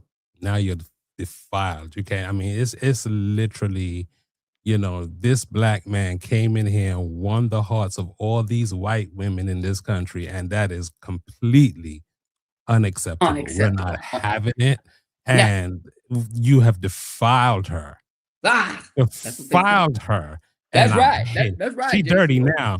She dirty, so we can just treat her like What do they think of Jenny Thomas, I wonder? They look at but she's not married to No, a Black. remember, She's she's one of the ladies in the green dress, and she's one of the ladies in the green dress, so she makes sure that everything runs. Yeah, you know. Her husband's not Black. Her husband is Clarence. All right, let's thank one of our. We have a lot of wonderful support tonight. Let me ask you guys a question. Ask yourself these 5 questions to see if it is time for you to switch jobs. Okay, this is important. Am I growing or just repeating the same experiences over and over? Do I feel energized by my work, or am I constantly drained and counting the hours until it's over? Am I learning skills that will be valuable 3 to 5 years from now? Do I know what my next career move should be, or am I just hoping something better shows up? And if I stay here for another year, will I be proud of my progress or regret staying comfortable?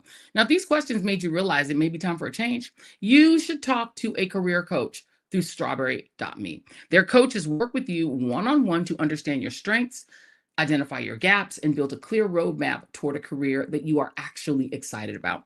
Because the biggest risk is not making the wrong move, it's staying stuck without a plan. So take control of your future at strawberry.me/joy today and get 50% off your first coaching session. That is strawberry.me/joy. Okay, so who here, put your hand up if you remember when Martha Stewart went to prison.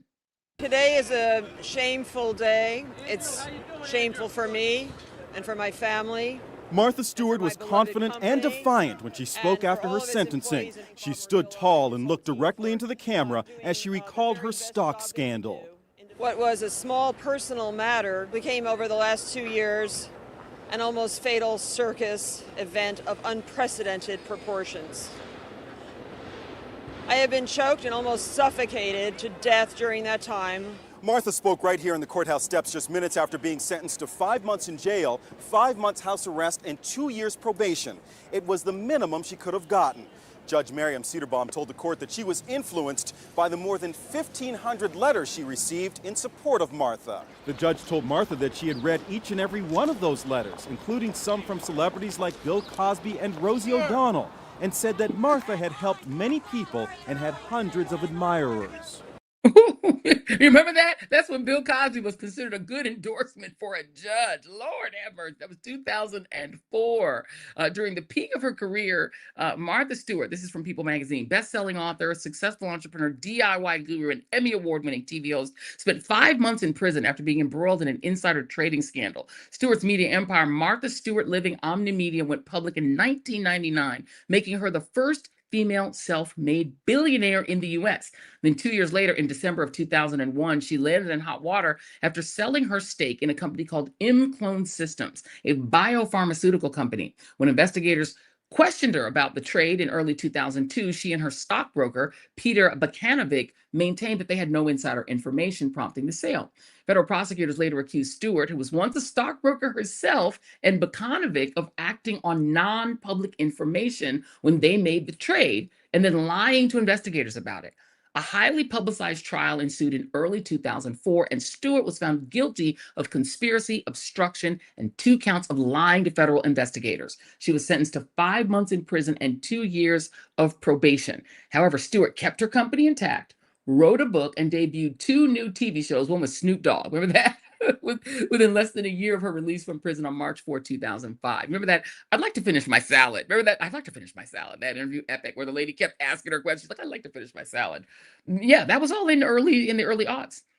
Now, the problem with Martha's story, that she knew nothing about what was happening with this stock of this company that she bought in, was that she was not just a former stockbroker. She was actually a person who had a seat on the board of the New York Stock Exchange at the time of her stock sale. So she had insider knowledge that this company was not going to have its product, which was a cancer treatment, approved, and that its stock was doomed. It was like classic insider trading. Well, fast forward today, and Donald Trump has said, hold my beer. According to Bloomberg and the Japan Times, in the first quarter, Donald Trump, the president of the United States, for some ungodly reason, because Americans are just no thought went into that election in 2016, but he's president again. In just the first quarter of his second term as president, he bought at least $1 million each in companies, including NVIDIA, Oracle, Microsoft, Boeing, and Costco Wholesale, according to documents. Other trades involved eBay, Abbott Laboratories, Uber Technologies, AT&T, and discount store Dollar Tree. The disclosure reignites conflict of interest concerns that have shadowed Trump's two terms in the White House. Critics have regularly accused him of mixing his official duties with his business interests. Unlike his predecessors, Trump did not divest or move his assets into a blind trust with an independent overseer. I will pin for a moment to remind you that Jimmy Carter sold his peanut farm to not have conflicts of interest. Moving back to this article here. His sprawling business empire is managed by 2 of his sons, the 2 eldest failed sons, and operates in several areas that intersect with presidential policy. At the same time, Trump's son-in-law, Jared Kushner, helps manage billions of dollars in investments for Qatar, Saudi Arabia, and the United Arab Emirates, while simultaneously serving as a volunteer envoy for the president on issues involving the war in Iran and the Middle East in general. Note here, putting a pin in the fact that Donald Trump's son, Donald Trump Jr., is invested in a drone company that now has Pentagon contracts. The other son has a crypto company that gets regulated by the same people Donald Trump appointed in the federal government. All of the son's businesses are benefiting from Donald Trump either touting their businesses or changing policy to favor his own son's businesses or just giving them contracts. The White House dismissed concerns, saying there's no conflict of interest. Trump only acts in the interest of the United States. Blah, blah, blah, blah, blah. But the trading volume from Donald Trump exceeds anything Trump has previously reported. In the fourth quarter of last year, he made 380 transactions, mostly purchases of municipal debt. People are actually baffled by these trades. Wall Street people are saying this is bizarre. It's not normal. Okay. So here's a little bit more from the Bloomberg reporting. Trump has made a number of policy moves that affect his publicly listed companies that he traded. And he interacts regularly with many of the executives of those firms, including NVIDIA, whose chips critical to AI development require U.S. government approval for foreign sales. Trump pulled NVIDIA Chief Executive Officer Jensen Huang into his recent trip to Beijing during a refueling stop, joining a delegation that included top executives from Boeing, Citigroup, and Tesla Inc., meaning Elon Musk. Donald Trump has this habit of saying something big about a stock, saying something great about it, and then all of a sudden the stock goes up and he owns some of the stock and benefits from it. He's done this numerous times where he will say, hey, you ought to buy this stock. It's really great. He did that with Paramount Skydance. He owned Paramount Skydance stock. Netflix and Paramount are battling to acquire Warner Brothers Discovery. All these are waging sort of a battle to get it. Donald Trump buys a stake in Warner Brothers in March that was worth at least $30,000, a stake in Paramount Skydance worth at least $15,000, and he had 19 transactions naming Netflix, including sales worth as little as $1,000 and as much as $5 million. And then he starts talking about the merger, and all of those stock prices go up. Trump's biggest sales came on February 10th when he unloaded holdings in 3 tech firms, Microsoft, Meta Platforms, and Amazon, in amounts between $5 million and $25 million. And what he's been doing is he buys a stock, then he makes a public announcement that boosts the stock, and then he cashes in on the stock.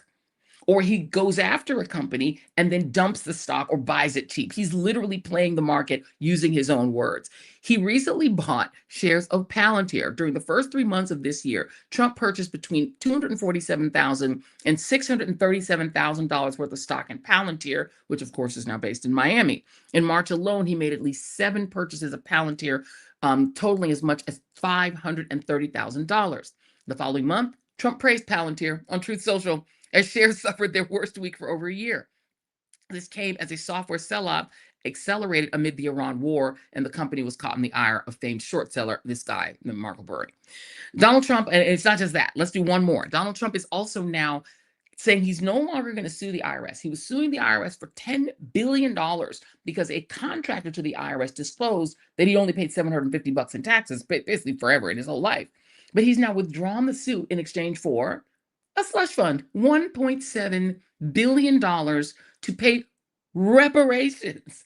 Suddenly they believe in reparations, but those are going to go to January 6th insurrectionists, a slush fund he can do with whatever he chooses. No wonder the White House was posting this clip. This is C5, Jason. White House iced out. Now, I will note that the brilliant people of social media were replacing the word iced out with Epstein and pedo, which I think was quite well deserved. Do we have Ro Khanna, Jason? Joining me now. I believe our guest is here. There he is. Ro Khanna, representative of California's fighting 17th district.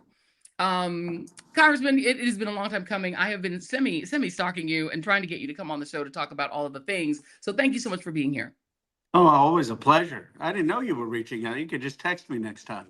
Okay, good. I have to get we're going to exchange numbers so I can make sure I can text you. So listen, sir, let's start with the slush fund. Any regulation there? Does Congress have any authority over what happens with this money? Or is this just going to be Scott Bessent wiring money to Donald Trump? I mean, it's wiring money to Donald Trump and to his allies, people who are insurrectionists, people who are rioters, people who invaded the Capitol on January 6th. It is the most corrupt, unconstitutional thing I've seen. I mean, Donald Trump's basically saying to his own Treasury Department, Justice Department, set up $1.7 billion. And it's not just give it to my political allies, which would be bad enough. Give it to people who organize precincts for me or campaign for me. He's saying give it to people who are the ones who charged the Capitol on January 6th. Give it to the people who committed violence on my name, on my behalf, and were prosecuted by the Justice Department. And it's just chilling. Now, what can we do? We've filed with the court to say that the court shouldn't accept this as a as a response. Over 100 members of Congress have filed with the court. And really, Congress should threaten to take away the money from Justice for this amount and say that we're not going to appropriate the Justice Department's money if you're going to give it out to criminals. And I don't know if you can turn your phone sideways. So is there a way that your staff can turn it? Give us a sideways flip. Give us a flip. There we go. Sure. We're going to give you a turn. We're going to turn. There we go. Perfect. Okay, Perfect. one Thank you second. very Let me much. just get this. There we go. Live TV, live. right, This is one what we love second. new media, because in new media we don't mind doing a little phone adjustment mid interview. We don't mind doing that at all, because we want this to look as good as possible. We got you. All right. Let's see if Ro Khanna is ready. It's sideways. Okay, we're gonna let him do that. But yeah, because we definitely have to talk about the looting. And to me, the theft, the looting, the stealing actually is the story. And it is tied to the other stories, including the theft of voting rights. So as soon as we have Representative Ro Khanna back, we're going to talk about that and the connections they're in. Because as I tell you guys all the time on this show, it's just one story. Like, it's not multiple stories, it's a story. And the story of the theft of voting rights is the same story as this, because they can't keep stealing if there is a regulating authority that will stop them. And the only regulating authority that the Constitution provides to rein in the president is the Congress. And so if there is no Congress and there's no Congress willing to regulate them, they can steal all they want. They can do whatever they want because there's nobody watching the store. It's like leaving the store door wide open and you can come in and take whatever you want. There we have Representative Ro Khanna. He's perfectly horizontal now. Thank you, sir. So let's talk about it, because the challenge has been that your colleagues on the other side of the aisle, can I just play you? Let me play you the Speaker of the House. Jason, do we have this clip of the Speaker, Mike Johnson, being asked about the members of Congress that are also using the stock market in a way that seems corrupt? Well, look, the salary of Congress has been frozen since 2009. When you adjust for inflation, a member of Congress today is making 31% less than they made in that year. It goes down every year. And over time, if you stay on this trajectory, you're going to have less qualified people who are willing to make the extreme sacrifice to run for Congress. I mean, it's just people just make a reasonable decision as a family on whether or not they can come and move to Washington, have a residence here, a residence at home, and do all the things that are required. So the counter argument is, and I have some sympathy, look, at least let them engage in some stock trading so that they can continue to take care of their family. Congressman, members of Congress earn more than $200,000 a year. Most Americans will never in their lives earn $200,000 a year.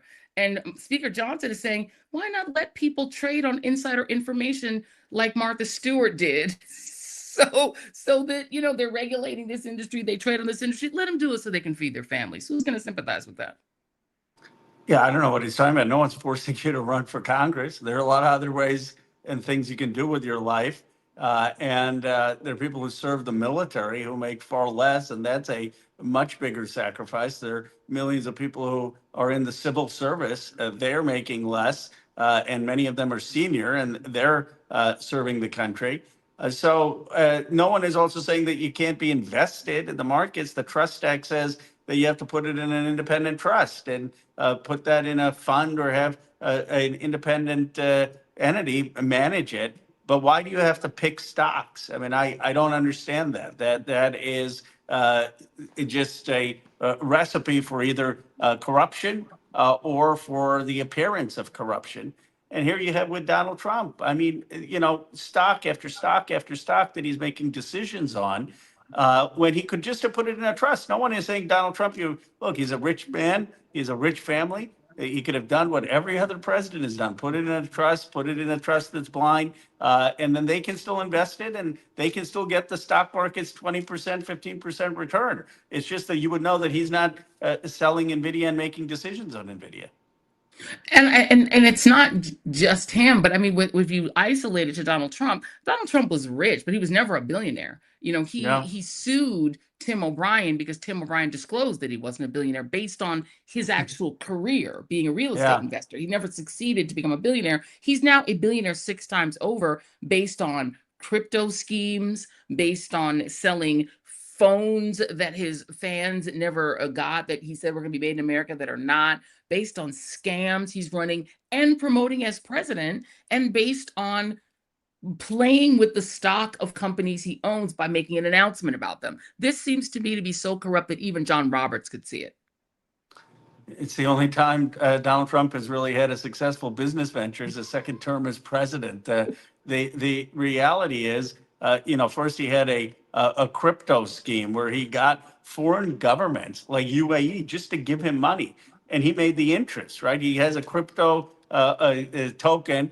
They put in billions of dollars. He's getting all the interest on that money. Then he has a meme coin where he makes hundreds of millions of dollars. Now it's lost 97% of its value. So other people may be out of luck who bought that coin, but he cashed out when that was hot, when he got elected. And of course, everyone knows about the Qatari jet that he got.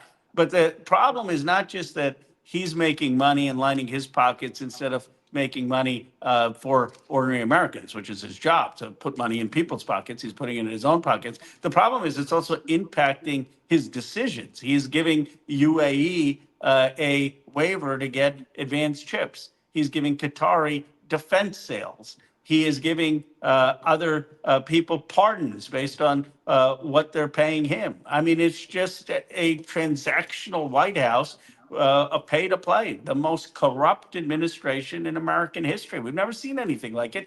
And he's bragging about it. He basically says, this is what I do. I make deals. You pay me, I'll do things for you. That's the White And House. he's not just doing that, but he's also going further, doing things that it seems that this should be a minimum for Congress to say no. Destroying the East Wing and not having the permission of the authorities that are supposed to supervise construction there, planning to build himself an Arc du Trump, wrecking the White House in every way imaginable. It looks like a cheap, nothing against Marriott, but it looks like not even one of the nice Marriotts, right? He's destroyed the White House itself, but also putting his face on a coin, putting his face on the American passport. None of this seems legal, but Congress is inert. Congress is inert. The courts are inert. He's basically taking public property and making it his own, making it private. I mean, I can't go on the Capitol and in my office in the Capitol and just start on the walls putting my name all over. Or when I go sit on the House floor, putting my name on a Sharpie. I can't go do that and deface the Capitol. And neither can the other 434 members of Congress. Yet Donald Trump can just say, well, I want to destroy the White House. It's not his house. It's not his property. It's not his currency. But he treats it all as his, which is why people call him a king, because the last person, that's what a king thinks, that everything of the state is owned by them. And Donald Trump is acting that way. What is sad is that you have a Republican Party that has just gone along with it, a Republican Party that's going along with it even as Donald Trump is so unpopular. And why? Because my friend Thomas Massie is facing a re-election tomorrow, and it's a neck and neck race. Bill Cassidy lost. Because what happens when you defy Donald Trump is you get the wrath of the MAGA base in your primary. And people are afraid. And that's the reality of what's going on in this country. Well, Thomas Massie is also catching hell because he has run afoul of the Israel lobby that is spending a ton of money in that race as well. Donald Trump, Miriam Adelson, but also because weirdly enough, it seems that the MAGA base, rather than being empathetic toward the Epstein victims, is angry at the Epstein victims and wants the Epstein files suppressed. They've decided they don't mind pedophilia. They're actually okay with it. They just want to protect Donald Trump. In your mind, what will be the ultimate outcome of the Epstein situation? Are we ever going to see prosecutions? Are we ever going to get the names of all the people that yourself, Thomas Massie, Marjorie Taylor Greene, who I do want to ask a question about her investments as well. Are we ever going to get the actual answer to what this Epstein class was doing? Well, we've seen 3 million files, about half the files, and people are disgusted by what they saw. They saw rich and powerful men basically engaged in visiting this island where girls were being trafficked, abused, paraded naked, and they did nothing about it. Some of them participated in it. Some of them knew about it and kept quiet. And they cared more about being part of this club, this class, than they did about justice for young girls, than they cared about the abuse of young girls. There are people already out there publicly in these files who should be having investigations and prosecutions. people like Les Wexner and Leon Black with very serious allegations against them, yet no investigation. No prosecutions. Every single man who was on that island should be investigated, at least get a call about what they knew, what they did, what they saw. But this Justice Department has not wanted to do that at all. So do I believe there is going to be justice? I do, but I think it'll take a new administration committed to it to actually engage in the investigations and prosecutions. And until then, people like Thomas Massey, myself, the Oversight Committee is going to fight for the release of the rest of the files and continue to have these depositions to understand why there was a cover-up and what is the reason that we're not getting prosecution for these men who abuse these girls. Let me ask you about Marjorie Taylor Greene, because she was the sort of the third person in the trio. Well, obviously, Lauren Boebert is now also being threatened with a primary by Donald Trump. These are people who are on the MAGA side, his former allies. In the case of Marjorie Taylor Greene, she's leaving Congress, but she's leaving a lot richer than when she came. Do you think that her exit is more about being punished by Donald Trump for siding with the Epstein victims, or more about just cashing out and moving to Costa Rica with the $25 million allegedly that she's earned investing while a member of Congress?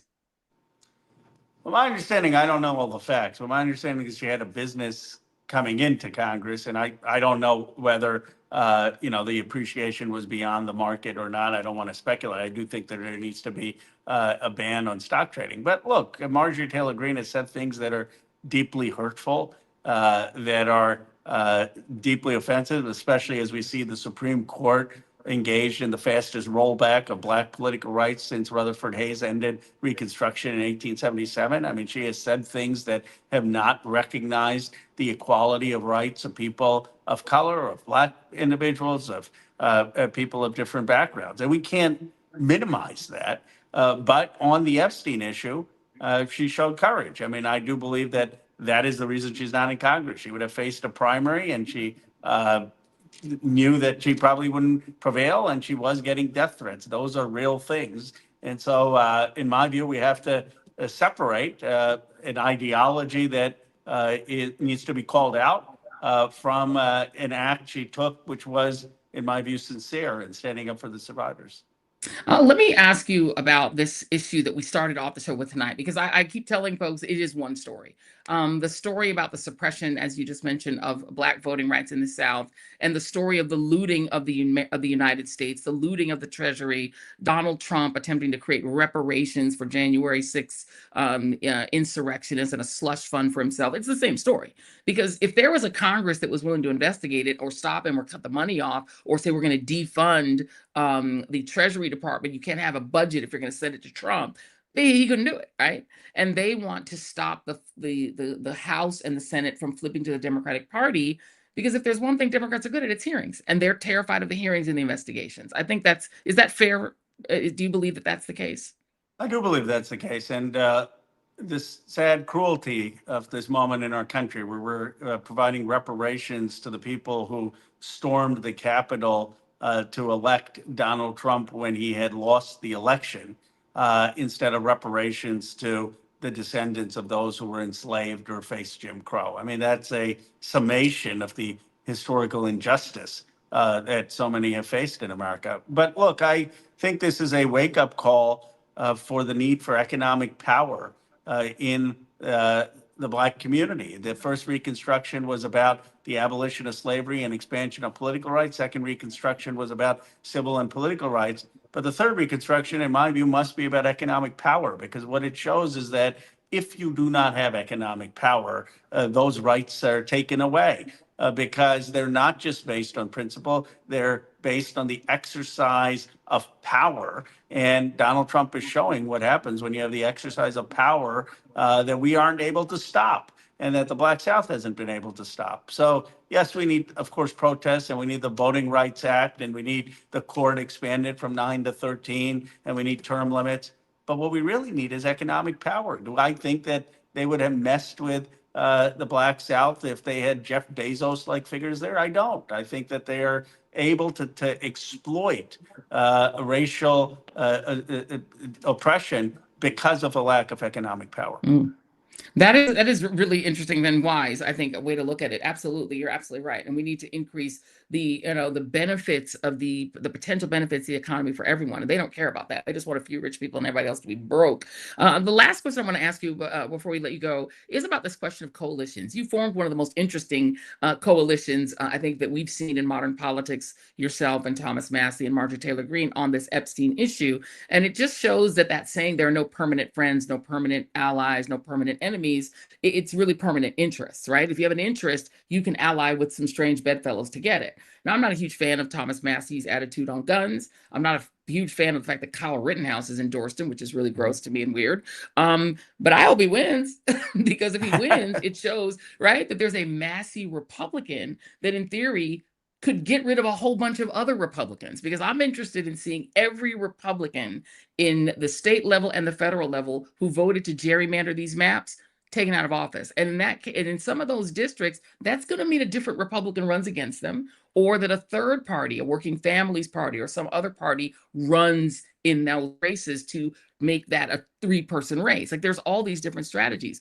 Do you think that I know Democrats never want to think about that because they just want Democrats to win, but is there, in the sort of multipolar circles that you're now traveling in, the fact that you're now talking with people on the MAGA side and on the right and the left, are there people who are thinking that kind of 3-dimensional chess, or is everybody thinking D team, R team? Some of us are. I mean, it takes a bit of risk because you get criticized. And I understand where some of the criticism is coming from. I mean, Massie has terrible views on guns. He's got very bad views, in my view, on race in America. He's got very bad views on the role and the need for affirmative action and DEI. And so I understand when people say, Ro, you're aligning with him on these issues, but look at his holistic view of America and how do you do that? And I understand that. I'm not dismissing it. But I guess my view is that if we can find some areas of agreement that we shouldn't be funding foreign governments that are committing human rights violations like Israel in Gaza, that we should not be in the war in Iran, that we should not be threatening Iran with a genocide, that we shouldn't be engaged in a fuel blockade that's starving people in Cuba, that we should be holding rich and powerful men who raped young girls accountable, then we need to do that. And then we need to take those opportunities without losing our moral bearings, without losing our progressive values. And that's the approach I have taken. And I found some success on Epstein, and I found some success in stopping the Iran war. Do I think that there's going to be a kumbaya moment where suddenly they're going to embrace progressive politics in a multiracial democracy? No. But I'd rather there be some competition there and at least some areas where we can build that coalition as opposed to just total Trumpism. Yeah. If Massie can oust an AIPAC pro-war, eternal war candidate, go Massie. I'll never agree with him on anything. Would never vote for him myself. Don't like, and like you said, he's chilling with Kyle Rittenhouse. You can have him. I don't care about that. I do want him to win, though, because I want MAGAism to lose. Ro Khanna, thank you very much. There are people in the chat who want you to run for speaker. Before I let you go, would you ever challenge Hakeem Jeffries for speaker? No. That's something that you would do. You would not. No. Hakeem Jeffries is going to make history. He's going to be. Let me say this. I mean, I appreciate the compliments, but don't you think, I mean, just on a basic level, when the Supreme Court is trying to eliminate Black power in a way we haven't seen since the end of Reconstruction, that the Democrats would make a statement by having the first Black speaker of the House when we win? I'm not saying there are a lot of other reasons I support Hakeem, but just having a sense of the moment we are in history should it should say, let's put aside some of the differences. There'll be plenty of time to litigate the differences, but let's have a symbolic win, and let's have a symbolic sense of a first Black speaker of the House with a court that's trying to eliminate a third of my Black colleagues from their districts. Yeah, if it makes them mad, it brings me joy.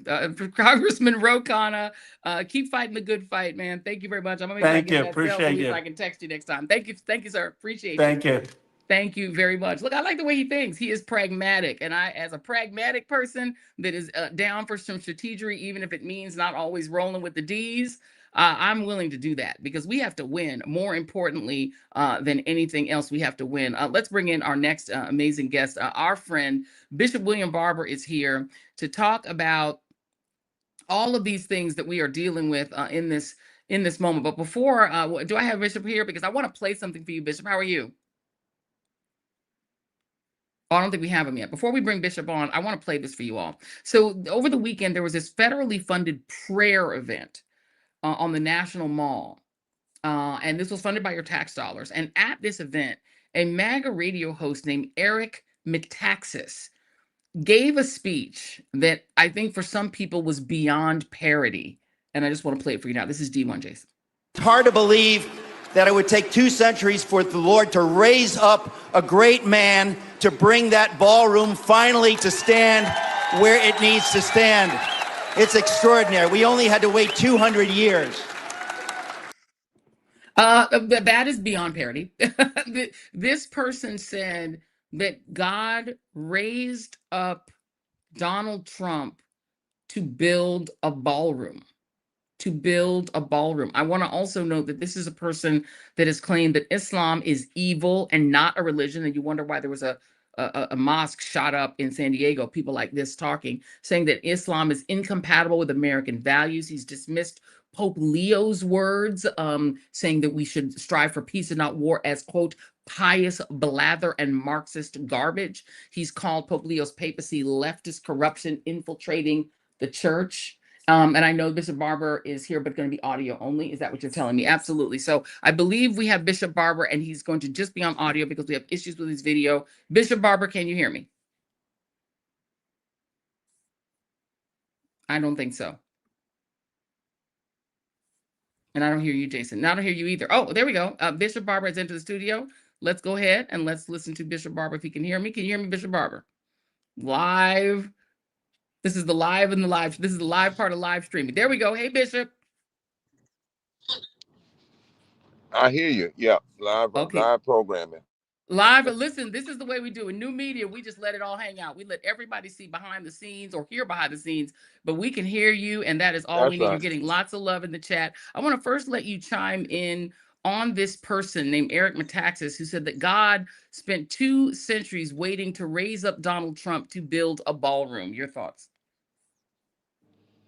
Well, it's, my first thought is how foolish is that, considering all of the people that God has actually used down through history, from Harriet Tubman to Martin King to Frederick Douglass to Ida B. Wells to William Lloyd Garrison to Dorothy Day. I mean, I could run the roll. But think about that, to build a ballroom. So you're so-called rededicating the country to its Christian principles, but your focus is a ballroom. Now, Joe, for your audience, I don't want to go too deep, but in the scriptures, the only ones that had temples and statues built to them were false gods. And I want folk to hear that. Mm-hmm. In the scriptures now, the only people that had temples and statues built to them. Trump had unveiled this, this big statue, 21 feet tall, called the Don Colossus. Don Colossus, yes. Were false prophets and false gods who use religion to do evil, to do wicked. And in the scriptures, the word wicked in Hebrew is rasha. And rasha always means 4 things. Wickedness is whenever you use power to hurt the poor, the marginalized, the women, and the children. That's wickedness. Wickedness is whenever you use power to make money for yourself through your political office. And wickedness is refusal to repent of how you are abusing and using power. And the only persons that, as I said, built temples and ballrooms or statues to themselves were people engaged in wickedness. Mm-hmm. Now, that's some hard language, and I know I'm probably getting some kickback from it, But what we saw on Sunday was a display of wickedness. Because, first of all, it didn't start with repentance. How are you going to rededicate a nation to God without repenting of all the things the nation did that wasn't like God? Slavery, mistreatment of women, taking land from the Mexican people, taking the Trail of Tears for Native Americans. No, there's no pathway to God that doesn't start with repentance. There was none of that. Then they said they wanted Jubilee. Well, the word Jubilee in the scriptures refers to a time when all debts are relieved, all the poor people are lifted up, all the sick folk are healed. So there was nothing Jubilee about that. And then thirdly, they had Trump to read Chronicles 7:14. It says, if my people who are called by my name will humble themselves, there's no humility in what they're doing. And it said, if they will humble themselves and turn from their wicked ways. There was no call for turning. There can be no thing calling itself Christian or religious. You don't say a word of repentance about an unholy war. You don't say any word of repentance about the poor paying more money, the rich getting more money, the poor paying more and hardly able to eat. No word about the sick dying with not having health care. None of the policy about it, none of that. You just gloss over everything and claim that there was this time of perfection way in our past somewhere. And you say we're going to rededicate to that. This is some sick, dangerous stuff. Yeah, it is. And the fact that the next thing that was posted on the White House official Twitter was iced out a literal silver glittering bauble that they want to symbolize the country. You had Marco Rubio claiming that we were formed as a Christian nation that was literally physically enslaving people based on race. These people are idolaters, they are liars, and they keep trying to call themselves Christians, which I know offends you and other people who are actual Christians. They're heathens. And evangelicals, and call themselves evangelicals. The only scripture in the Bible that mentions the word evangelical, the way is it says, Luke chapter 4, the Spirit of the Lord is upon me to preach good news. That's That's what the word literally means for your listeners. And the word evangel means good, evangel, good news.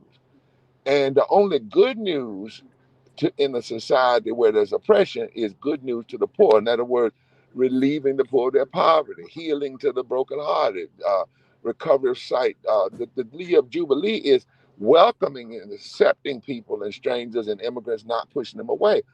This cover up, though, Joy, is the same thing that the slave masters did when they created slave master religion. It's the same thing that happened in the 1930s when people were against Social Security and against some of the New Deal, and they came up with this form of religion and called for a moral revival that, what they said, deboned the gospel. In other words, made the gospel appreciated so that the billionaires could be blessed, and they could argue this. And this was their argument: if you have a lot of money, it's a sign that God has blessed you. Right. If you don't have money, it's a sign that God hasn't blessed you. Therefore, the billionaires and the millionaires are the sign of God. That's who we should be aspiring to be. That's right. And the poor are those who are poor because of their own moral failings, as opposed to the thievery of those in power. And every strong, last thing I said, Joe, every strong man or woman has done what we see going on. Hussein built a statue to himself. Hitler wanted statues to himself. All Pharaoh in the Bible, statue unto himself. Nebuchadnezzar in the Bible. And they all also wanted to create a kind of state religion that undergirded their ugliness. But here's the thing that I'm gonna say this, Joy, and we talk sometime, and I'll take this one. What gave them the courage to do this? And it has been the fact that too much of the church and religion, the folk that know better, we've been too hidden out, quarantined in our sanctuaries, and we've not been the church in the street. That's why today, for 8 weeks, we've been in front of the White House, turning that street, 8th Street, into a public pulpit. But I will tell you, I'm concerned because we put out, we had 12,000 clergy that we asked to repost it today. But we've asked a lot of people in DC to come, and we get clergy saying, well, I'm busy. I got to golf. Monday is my golfing day. And they're taking this stuff too lightly. Every religious folk in DC, they ought to be doing prayers and sit-ins and stuff every week. And I'm telling you, it's concerning because it is apathy, and it is when the prophetic voice is too quiet that these folk get the courage in every age to do this. And let me say this one last thing. You're a Bible girl. You know the Bible. You know the Bible. You remember the story about Shadrach, Meshach, and Abednego. And Abednego, yes. And King Nebuchadnezzar. Lord, I don't know. Come on. King Nebuchadnezzar told his folk to build put up an image. And in the Hebrew, that image means a portrait of oneself in stone. He said, put up an image and then play the music. Notice all the music they had yesterday, and tell the people to bow. The Bible says that Shadrach, Meshach, and Abednego, which is actually their Babylonian name, not the Hebrew name, they didn't bow. And they got thrown into the fire, because what empires do is when you won't bow to them, they burn you up. They try to burn you down. They'll burn you down. If you're a media person now, they won't bow. They'll burn you down if you. That's what they do. But here's the question I ask: why only 3? That's the question. We got to ask that question too. Not just what did Nebuchadnezzar do, but what gave him the courage to do it was he knew that very few people would challenge it. And what did he find out? Only 3. Notice how some of the media yesterday didn't have people contradicting that on their shows. They showed it.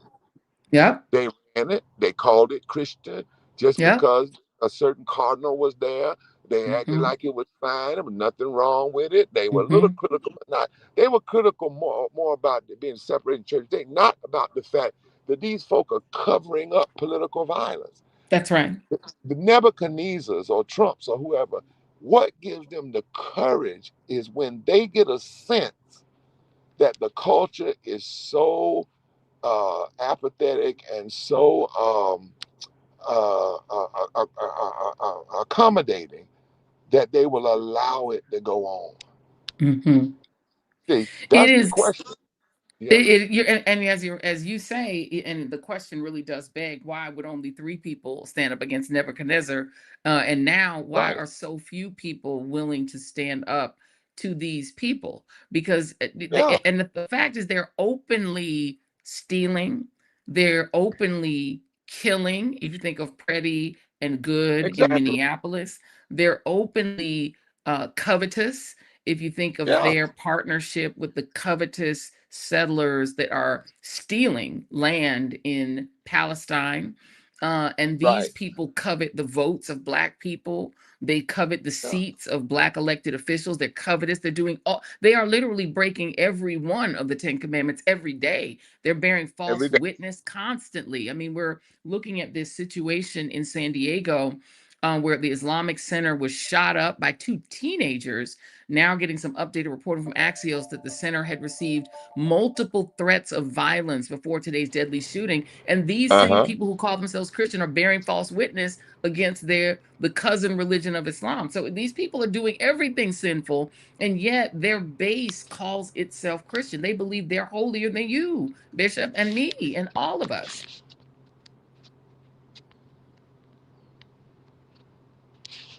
Did we lose you? Did we lose Bishop Barber? Uh-oh. You still there, Bishop? Bishop, we got you? Are you there? Okay, we're going to take Bishop Barber off stage for just a moment because he's having some issues in terms of his visuals and in terms of an audio problem. If we get him back, we'll bring him back. We are coming to the close of the show. But I think Bishop Barber has spoken the absolute truth and done it so eloquently that we can understand it, even if you're not religious. And I think even especially if you're not religious, because at the end of the day, This isn't even about whether or not you yourself are a Christian or you're into Christianity. They are warping a religion for the purposes of theft and for the purposes of lies and for the purposes of untruth. And it is something that we all have to pay attention to. Let me just give Bishop Barber the last word if we can get him back. Bishop, you there? No, I don't think so. All right, I'm going to text him afterwards and let him know that we weren't able to get him back. Let's do 2 quick moments of joy before I let you go. We're going to keep an eye on this story out of San Diego. Deepest condolences to everyone who was killed there. The 3 people we know who have died. We're going to look out for any information as far as injuries, etc. You can just keep following my social media at Joyanne Reid on Instagram. If I get any updates, I'll put them there as well as on Substack. Thank you all for tuning in. But I want to make sure that before we go, we do get in a couple of moments of joy. The first one I have to show you all. This weekend, I had the honor of doing a book talk with our friend Tiffany Cross, whose book Love Me is burning up the airwaves. I mean, listen, Black women are so excited about this book, y'all. And so we did a fantastic event at the Eaton in DC. It was a lot of fun. Thanks to all the team there at the hotel who were so kind to us. Jason and myself, we were there all weekend. And let me show you just a little clip because I found it joyful. So Jason, let's do, it's MOJ2, Moment of Joy 2. Love me! That was a joyful moment. We had such a good time. Congratulations to Tiffany D. Cross. If you want to get your own copy of Love Me, you can get that at shop.thejoyreidshow.com. Keep supporting this sister. She is doing big things. People just absolutely adore her. She's such a superstar. So congratulations to Tiffany Cross. And now our official moment of joy. It is by a comedian named Devont E. West. That's _DEVONTEWEST, Devonte West. And this was hilarious because he did a send-up of the Tiny Desk series, and this was hilarious. And so this is our moment of joy. Roll 'em. I saw a girl I liked the other day, and I got the courage to tell her that I liked her. Wait, there she goes. Hello. Not again. I thought you were my lover. You say I'm just a friend. I know you like to dance. I just ran it at the disco. Look at her panties. Cisco? I don't know, but I like to tango. But now I'm just drunk and alone with my bottle. Oh, the state of the world is crazy. So why you mad at me? Cause I'm freaking lazy. No.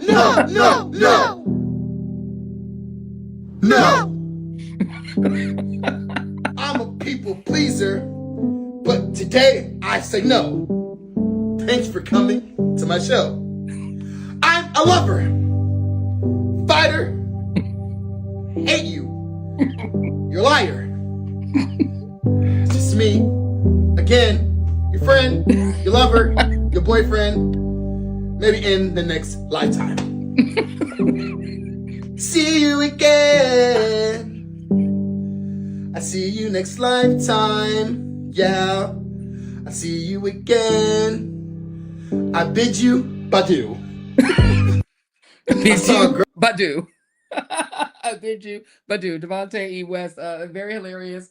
That is our moment of joy. I mean, I love Tiny Desk. I mean, I kind of almost don't want to laugh about it because I do actually love Tiny Desk. But y'all, if that is not every single Tiny Desk, I don't know what is, because I bid you Badu. Thank you all for watching the Joy Reid Show. Pray for all those folks that are out in San Diego, praying for peace, and that these fake Christians find their way out of our book and go back to just being secular leaders of a country that is not supposed to be a giant fake church. Thank you for coming to this TED Talk. Appreciate you all. See you guys on Wednesday. Good night.